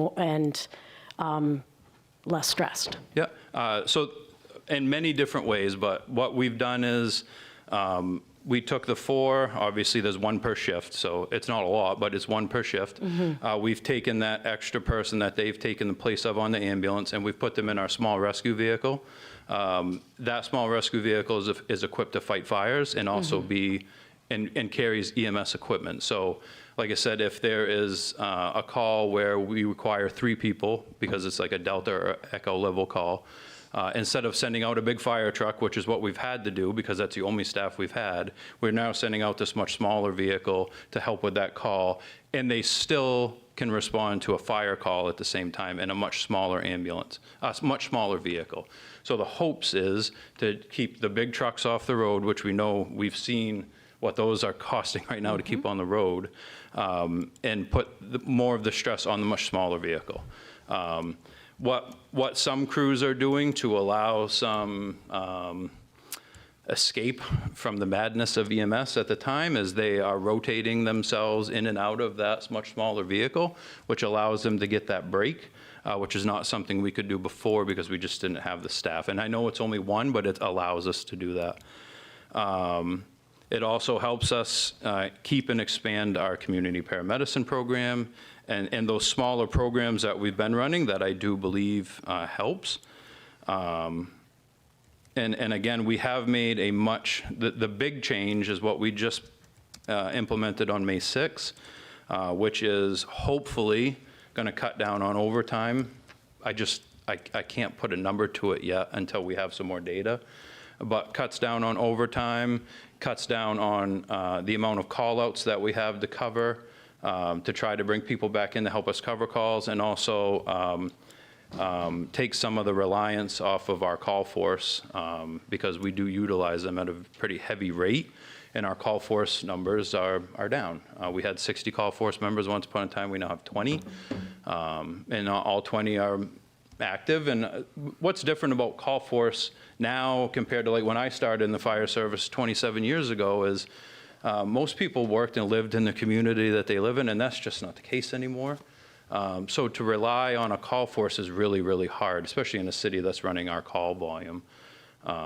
So I would love to have the opportunity to show you what these 4 people are helping us do. But because, like I said, the last one just started at the end of March, like I don't have that data yet, but I promise that we're working on it to try to be able to bring that to you when we have that data. I know you said, of course, like you just said, you haven't had a lot of time. But I'm just curious, have you seen an impact on your existing staff, like having those extra, the 1 extra person Oh, yes. for each? Oh, absolutely. The morale. Yeah, and like I said, I mean, I'm going to be really right up front and honest. Right now, morale's low. They're scared they're losing their jobs, especially my 4 new people, which is a terrible thing to have to talk about with them, especially since they literally just started. But as far as operationally wise, being able to rotate those people off the ambulance once in a while, put them in the much smaller vehicle, and let them not be out on the road so much, it has helped tremendously, yes. Yep. Can you walk me back through the number of EMS calls? Was 5,600? Our How total many calls, EMS calls, yeah. total calls for service a year is 5,624, I think it was last year. We're on pace for 5,635 this year. All, that's EMS? That is total call volume. Okay. Fire and EMS, correct. How many in EMS? 70, 77%. 77%. 70, okay, 77%.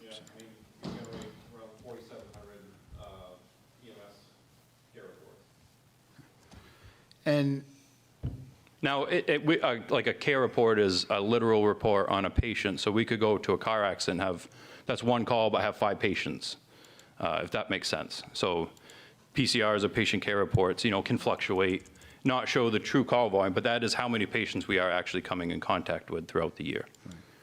And of the 77% calls, how many of those calls require paramedic level attention? You know our ALS numbers? We'd have to pull that out, but we can most definitely filter that out for you. Please. Yes, absolutely.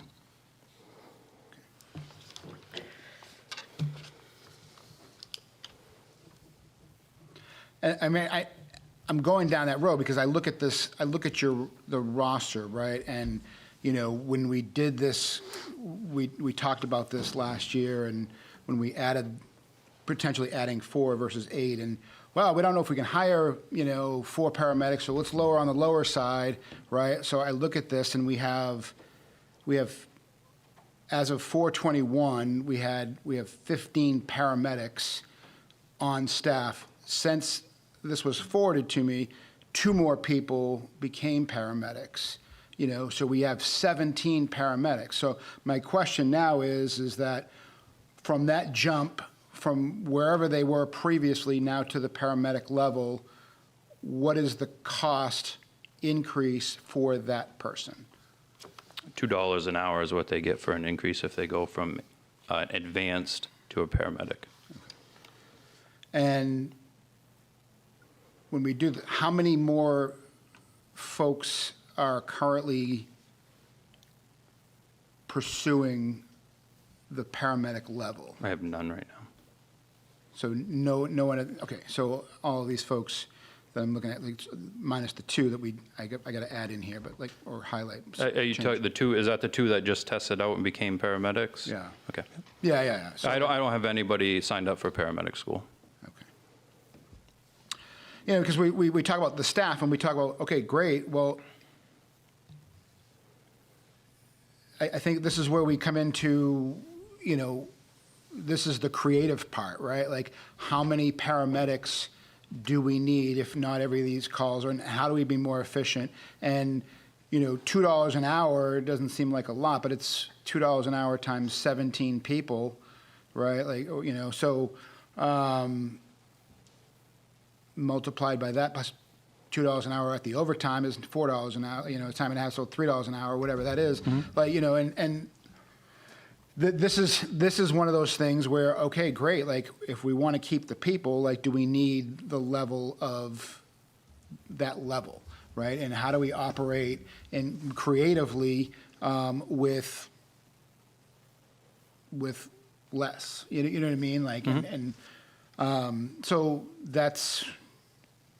I'm just trying to figure what that looks like, because at this point nobody else is doing it, but right now we have 1, 2, 3, 4, 5, 6, 7, 8, 9, 10, 11, 12, 13, 14, 15. So 13, because 2 of them just became, so 13 advanced EMTs, right? So at any point, these people would be like, you know what? I want to take the lead in the scale, right? Because there's jumps and things like that.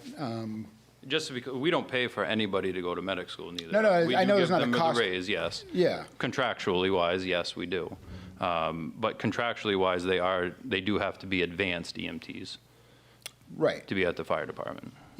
But like, it's not the process, but the afterwards, right? Like once they become that, whether we need a paramedic or not, if someone is on your staff and they put themselves through paramedic school, right, we have to say, okay, great, we now have to pay you this, or be like, hey, we don't need any more paramedics. We appreciate what you did, but like you stay we still pay you at the advanced level. I mean, what's hard is I don't know what call is coming out next, so is it going to require a paramedic, is it not? I have no idea. We are an ALS ambulance that provides paramedic services, so to run certain calls, we have to have paramedics on our ambulances, yes. Right, but if we have two ambulances, right, like, so we only need one paramedic on each of those ambulances. Now, I mean, I'm certainly.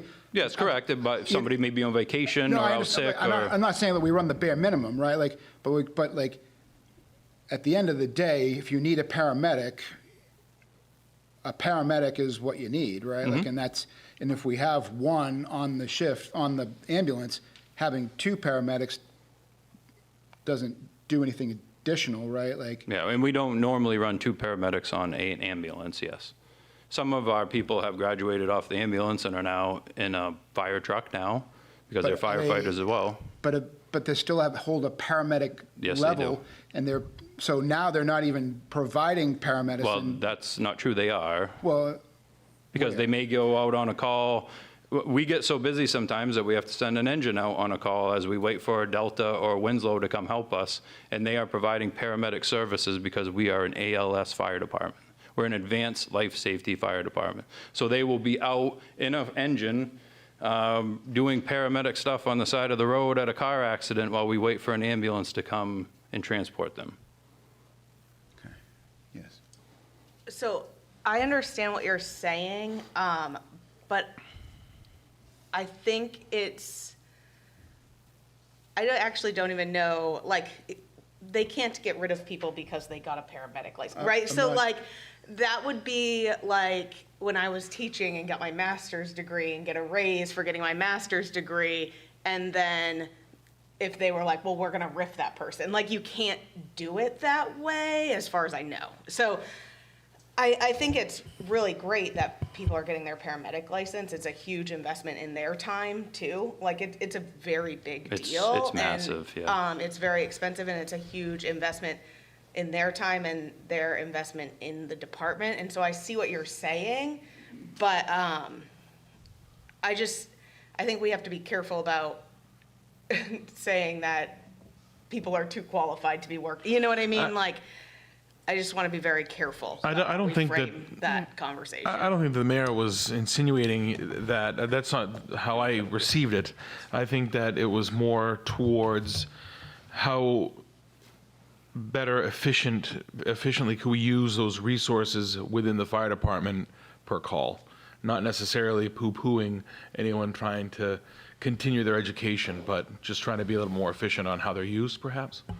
Yeah, and when our battalion chiefs every day, when they come out on the floor, they look at what they have for providers, and they make strategic decisions on who's going to be in what vehicle for the day. I mean, we're not going to load up one ambulance with two paramedics and the other one doesn't have any, like, or, you know, if we've seen it before, like, we have to do this, like, we have to pull somebody off the engine and they have to go into the ambulance today because they're the only medic on shift for whatever reason you have, right? So, you know, just one of our medics is going to be going out on maternity leave soon. So there goes, you know, one of our top medics, you know, that we will have to, and, you know, exactly. So we do utilize them. I won't stick two paramedics in one truck and the other one doesn't have one. So we do utilize them to the best of our ability. Yeah, and I will just add on to that from my perspective as a patient and considering the people of Waterville, I would prefer somebody that was coming to a scene more qualified than they need to be than less. Like, I kind of see where the mayor's coming from, but they're furthering their education, they're getting the certification, and I appreciate that. I appreciate having more paramedics in the city of Waterville. I think that that's benefits us, so. So I just want to mention, you asked about how many calls require paramedic.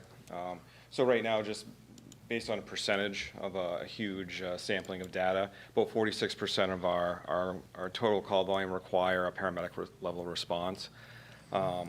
Back when I first started in EMS, the only way you could get a full-time job in any EMS department was to be a paramedic. That was sort of the standard. City of Augusta, their fire department, they require everybody to become a paramedic. I would love for our fire department to require everyone to become a paramedic.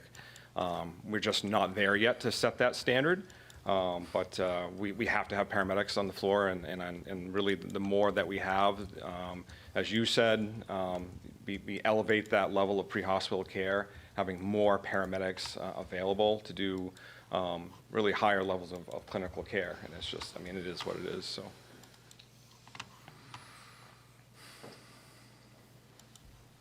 Thank you. That's great. So, again, I don't want to speak for the mayor, but it seems like the direction he's going in is really taking a close look at the department and seeing if there are ways that we can be more efficient, and that it was the purpose of the Fire Advisory Committee, which, you know, is going to meet over the next year or two and look at this issue. I would propose that, you know, based on everything I've heard tonight, that we look at reducing our staffing or our, let's say, operational expenses over the next 3 years. Not necessarily doing anything at the moment, but get to the point where we can actually fund our operations without having to use the fund balance. But until then, I think we need to use the fund balance, because I think that asking the people of Waterville to pay 6.5% in taxes again this year is not feasible. So I think we have a surplus in our fund balance right now, and we've heard tonight about many possibilities for new revenue. I think we need to look at, in whatever way we can, decreasing the tax burden at least down to 5% or 5.75. I mean, we need to get it as low as we can, and we probably have to use the fund balance to do that. I would suggest that the city manager look at cutting $200,000 out of personnel from the list that we have. However, he may decide to do that, and that we take this next year to study how we can get our spending under control. In terms of, again, you know, it's not that we don't want to spend money, but we need to make sure that we have the revenue. And we've had a lot of great ideas tonight about ways to do that, but and then over the next 3 years, maybe also take a look at our TIF policy, and look at how we can be funding projects and not salaries. And then definitely exploring revenue streams from parking is high on my list. I think that's a way we can increase our revenue ourselves. And it's going to come from people who are coming to enjoy our city, and not the taxpayers themselves. So I don't know if that's, yeah, if that gives. Did you say 200,000? I said 200, yeah. Just to note that is, if you wish to stay at that place, that is very direct and clear guidance that can be achieved as soon as early next week and reported back to you.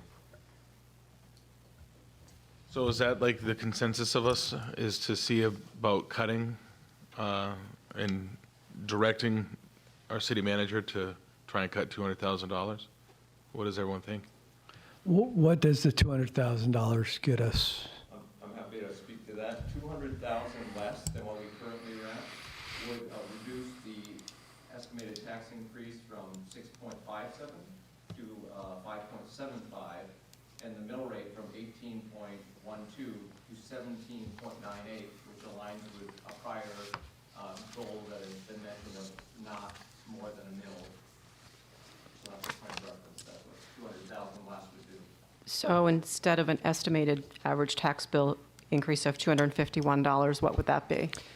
I don't have that in front of me, but I could do the math quite quick. Okay, but it sounds like Councilor Green wanted $200,000 as far as the staffing cuts, correct? Yes. I'm not sure I Yep. agree with that. If we're not going to decide it here among us, I think we need to kind of know moving forward the people that we are going to remove from the city. Like if people have ideas and they're not saying it, then they should. Because I didn't hear anything tonight that led me to believe that we should not fill any of these positions. So I would love to hear somebody else's thought. Along those lines, I'll just mention, you did touch upon nearly every position on that sheet, but not in this meeting have you discussed the economic development, and I want to honor that that had been discussed prior as well. And if that is to be considered, there are options for part-time as well to manage grants and other community behaviors that we align with our goals that wouldn't be as expensive as a full-time position with benefits, not even close. So. I'm going to apologize to you in advance, Chief Frost. We're giving the city manager guidance, $200,000. I think we should give him guidance on where to cut. And I would list fire and EMS at the top, followed by police. And I don't know if that helps you, but that's the guidance that I would give. And I would like to see the other city councilors perhaps provide their own guidance. Thank you. I would disagree. I would like to see these city hall administrative cuts before I saw cuts to public safety myself. I think, I mean, I understand backfilling Sarah's executive assistant role is a nice to have. I'd like to see if it's possible that we could maybe get by without it and just have 2 people in administration. I understand the customer service rep is a really useful position. I'm just wondering if we can get by. I don't think the community economic development position is necessary. I mean, code enforcement is one of the departments that has grown the most in the past couple of years. I understand that that position provides a lot of help, but again, it might just be a nice to have. I would rather look at those things before looking at public safety cuts myself. I understand that those are very large budget items, but I think you could pick just 2 of those positions and get to the 200,000. So I would lean closer towards that myself. I agree in regards with Council Burdick in regards to the economic development. We are not in a position to where we can bring on a position of that magnitude. My question to you, Nick, is if, from what Councilor Beal has stated in regards to fire, EMS, and police, and Councilor Burdick in regards to the administrative, could you look at both of those in totality and say, hey, We can, for city administration, that's what it would look like, and then police, fire, that's what it would look like, to give us a broader picture of where the cuts will be coming from and costs, et cetera. Is that something you could do? Yes. What does everyone else think about that? But if I may qualify that, I can certainly provide different options for your consideration. But just initially, I would welcome the flexibility to outline different options for your consideration that take all this into play. And I would tend to agree with the sentiments that the public said at their most recent opportunity, that they did not want to see public safety cut. And the reason I bring that up is because only one of those departments has vacancies. I'm not interested in letting anybody go.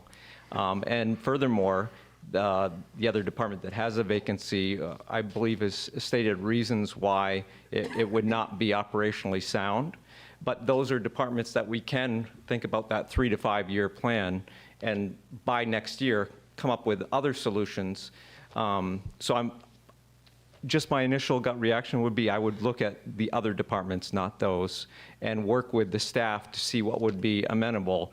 And it could be some of those sharing between departments. I did say it might be a challenge, but that would be great if that prevents any one department from really being the one to lose out. If we can find those efficiencies as soon as next week, and I could report back to you. I'm in agreement with that. I think that sounds like a great idea, in addition to if we are looking at any of the current positions that can be part-time instead of full-time that we are going to be likely hiring. I do disagree that I think the econ development position is vital. I think it is an investment for long-term, so I personally would like to see that, though that's in disagreement with many of the other bits of the council. But I think the most important kind of takeaway from all of this is I would, again, like to restate that the 3 to 5 year plan for all of our departments to look at where we can increase revenue, decrease expenditures, and kind of get our budget better under control is the long-term goal. And I have confidence that the department heads can do that, given some of the stuff that's stated tonight and some of the plans that I know that they've been looking at. We need to be ready for next year when this budget comes around, to if things don't pan out, where we might again be in these exact same conversations and have to pick the hard road on that side. With regard to, we've heard from a lot of folks about their positions and what they're on there. I think, Christina, if you could speak to, I know you sent a thing to me today, and a kind of an outline. I haven't looked at it yet. It was a busy day for me.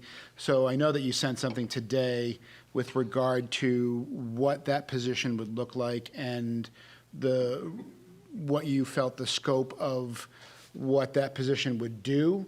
Again, I've not looked at it, but it's certainly something we could send to the council if, Nick and Sarah got it as well. So if you felt, but can you talk high level, like what you envision this position doing? I know we've had Michael Hall in a position, it was community develop, or community, like what was, I forget his specific title. He was community development. Yeah.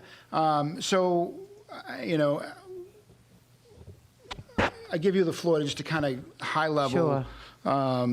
If you want to, read through what you wrote, that's great. I haven't, like I said. I don't want to get into it in too much detail. I'd rather answer questions about it, but of course, all of the TIF funding, all of it is directed toward economic and community development initiatives. That is what the money is there for. What I feel imperative about that position is because they are your person who coordinates all your federal state agencies for grants, your TIF and what drives them, the new developments, they work with people coming in on their business plans, review them, try to determine what funding sources, whether it's private, public, whether there's a mix, whether you offer a TIF, whether you don't, whether you do a CEA. they push forward the initiatives that the council outlines and you want to see accomplished, like the concourse, like your vision plan. They work with your area businesses to assist in their challenges. So it may be that those businesses have vacant apartments up above their older buildings, but they need access to develop them, like an elevator, some improvements to it. And so they really can try to take all of those things into consideration and drive forward workforce development, transportation issues, infrastructure improvements, business improvements, and move forward what you're trying to accomplish in many areas, housing included, and oversee the grants and all of those. And it's really kind of your interconnectivity between your community, your social networks, your housing networks, your historic, all across the board, all the things that is addressed by the council and many, many groups all the time. And to have somebody who's consistently working on all of those issues in conjunction with the manager, in conjunction with the council, with all of the department heads on their needs and throughout the community, and with the state and local government. And that's why I presented it, that I felt moving forward, that is a key position in what you are hoping to accomplish. And it can serve in many, many capacities and bridge a lot of gaps that I see that you don't have one person defined working to move that forward. And so I hope that helps in the explanation. Yeah, that's great. So what is this position? This was why the economic and community development position funded through the Okay. TIF, why I felt strongly about recommending it before. I see. Okay, thank you. Yeah, and I've already said before, just like Councillor Kirkbaum, I think that this is a vital position, and for the exact reasons that she just said, especially this position is really important to leave in.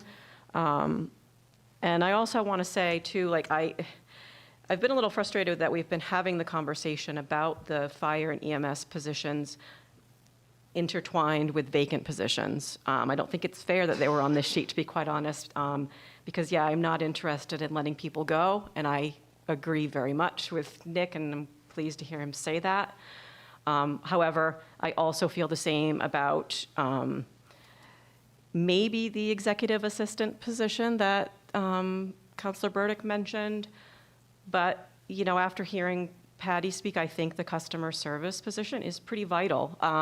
And we have to remember that those are the faces of the city. When somebody walks into City Hall, that's who they are interacting with, engaging with, and I think that that's an important position. So that's just more of my thoughts. Councilor Green. So obviously, this is a very hard job that we have, as many of you have recognized. But I also think that we need to make sure that we have at least a half-time executive assistant position. Otherwise, all we've done is give Sarah 2 jobs, right? So that is an absolute for me. I think that we should continue to fund the community economic development position, which has been empty, to the level that it's been. This can be a part-time position for now, and we can reevaluate next year. I do think that we should hold on the customer service position, because and look at ways that we can take up the slack for now. But anyway, just my thoughts on this. I certainly, if we look at that community economic development position and think of it as a part-time position, that's a pretty big chunk there. And I mean, I think it's a challenge to get to 200, but I'd like I'm sure Nick is up to the challenge, and I like the idea of different options to consider, because basically what we're going to be asking ourselves is, what services do we want to do without? So I would also like to support the community economic development position. I think it's important. You heard my previous statement about where to cut, so I'm not going to change that. I would like to protect the administration. I think that the work that goes on in the City Hall is important, and I would not like to see that sacrificed, if at all possible. Thank you.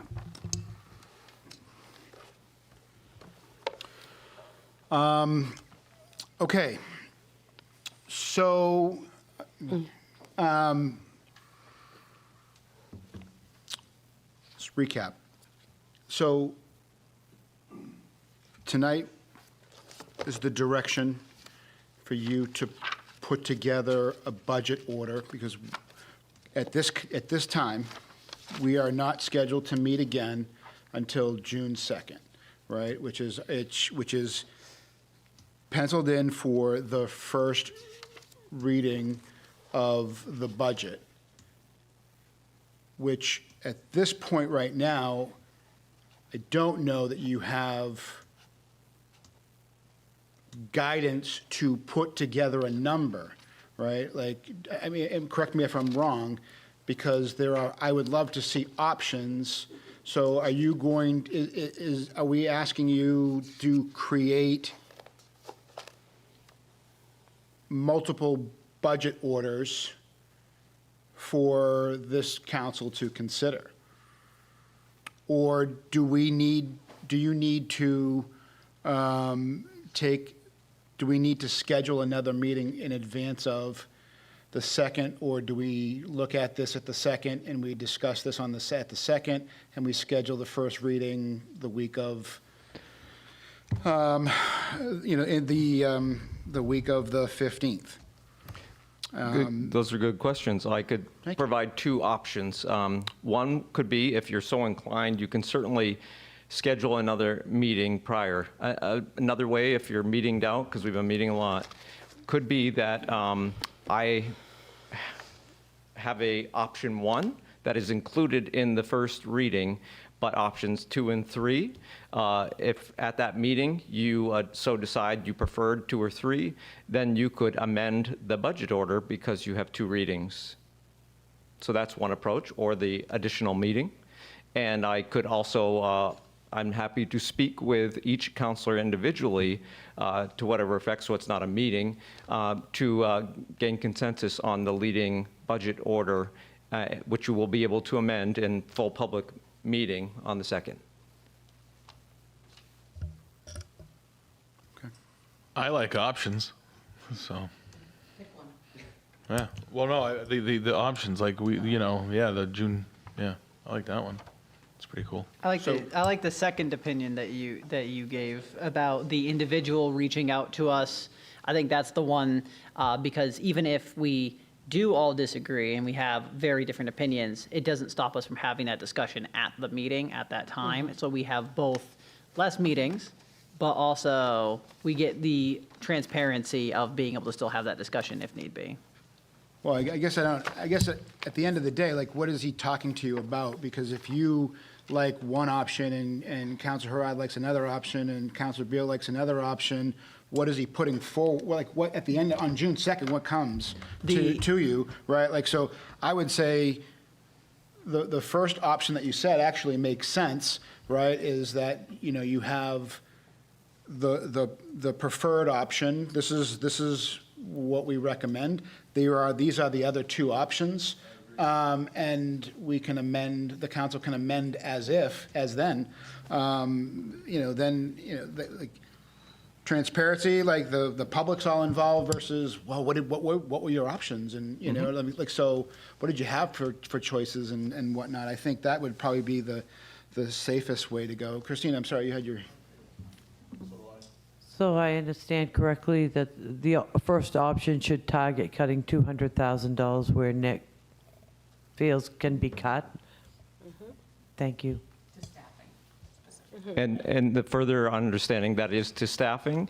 And then secondly, that the leading option I'm recommending will be in the preliminary budget order, but I will at that same time or prior outline the other options that weren't forwarded so you can swap them out and amend the budgets if you wish. Sure, that sounds good. Yeah, I like that. And can we, I don't know that we got a consensus on what I mentioned about the engineering cut. Can we all kind of agree that that should not be cut? Yeah. Yes. I apologize, yeah, yeah. Thank you for bringing that up, Kathy. And to answer your question about the increase to taxpayers, if 200,000 was cut, the estimated would be an increase of $220 in a year for the median homeowner compared to the prior year. Okay, so just for full disclosure to everybody, that's only about a $30 difference. I get that if you don't have $30, that's a lot of money, but just for the grand scheme of things, that's the difference, so.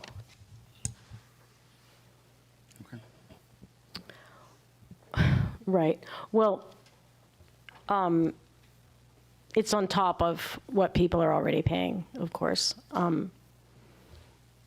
I would like to consider bumping up the unassigned fund balance for this year only to 2 million while we figure out the rest of the ways that we can cut costs. I don't know how other people feel about that. Could be another option Yeah. that were provided.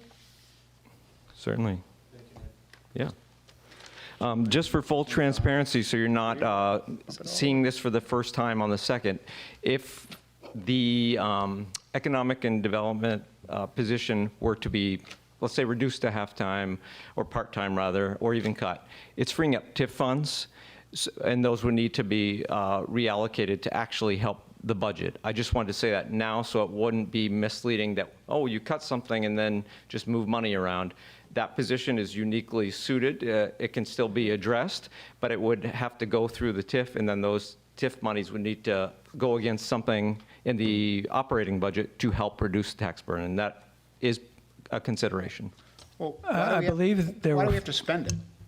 It could just stay in the TIF accounts. Yeah. However, it wouldn't help reducing the budget by 200. It would just increase our savings account. Well, but I mean, like, at the end of the day, if we kept it, right, like, we're not using additional TIF funds to reduce the expense to the taxpayer, right? So regardless of whether or not you cut the position, it shouldn't automatically just go to reduce something else in the budget, right? Like, the point of cutting the position is to not spend the money and leave the money in the TIF fund for something else down the road, not necessarily immediately pick it up and pay something else, right? Because if we keep the position, what is the options for reducing the tax burden on the people, right? Like, So I think I get your point. I'm just saying that if that position is reduced or cut, it would put money back in the TIF coffers.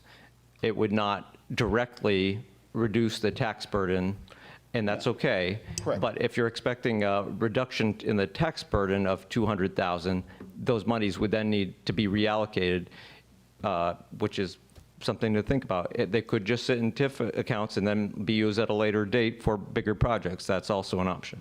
I just want to clarify, there were 4 counselors up here that said they want to see that position. So please don't cut it. Thank you. Does take a supermajority to pass the budget. Yep. right, yeah. Can Councilor Green. I say Yes, something? of course. Yeah, and I mean, I think, Nick, you raised a good point, which is that, I mean, cutting that position isn't really going to impact the tax burden. It's unless we find some other use for TIF funds that would normally be paid for through the tax levy, right? Yeah.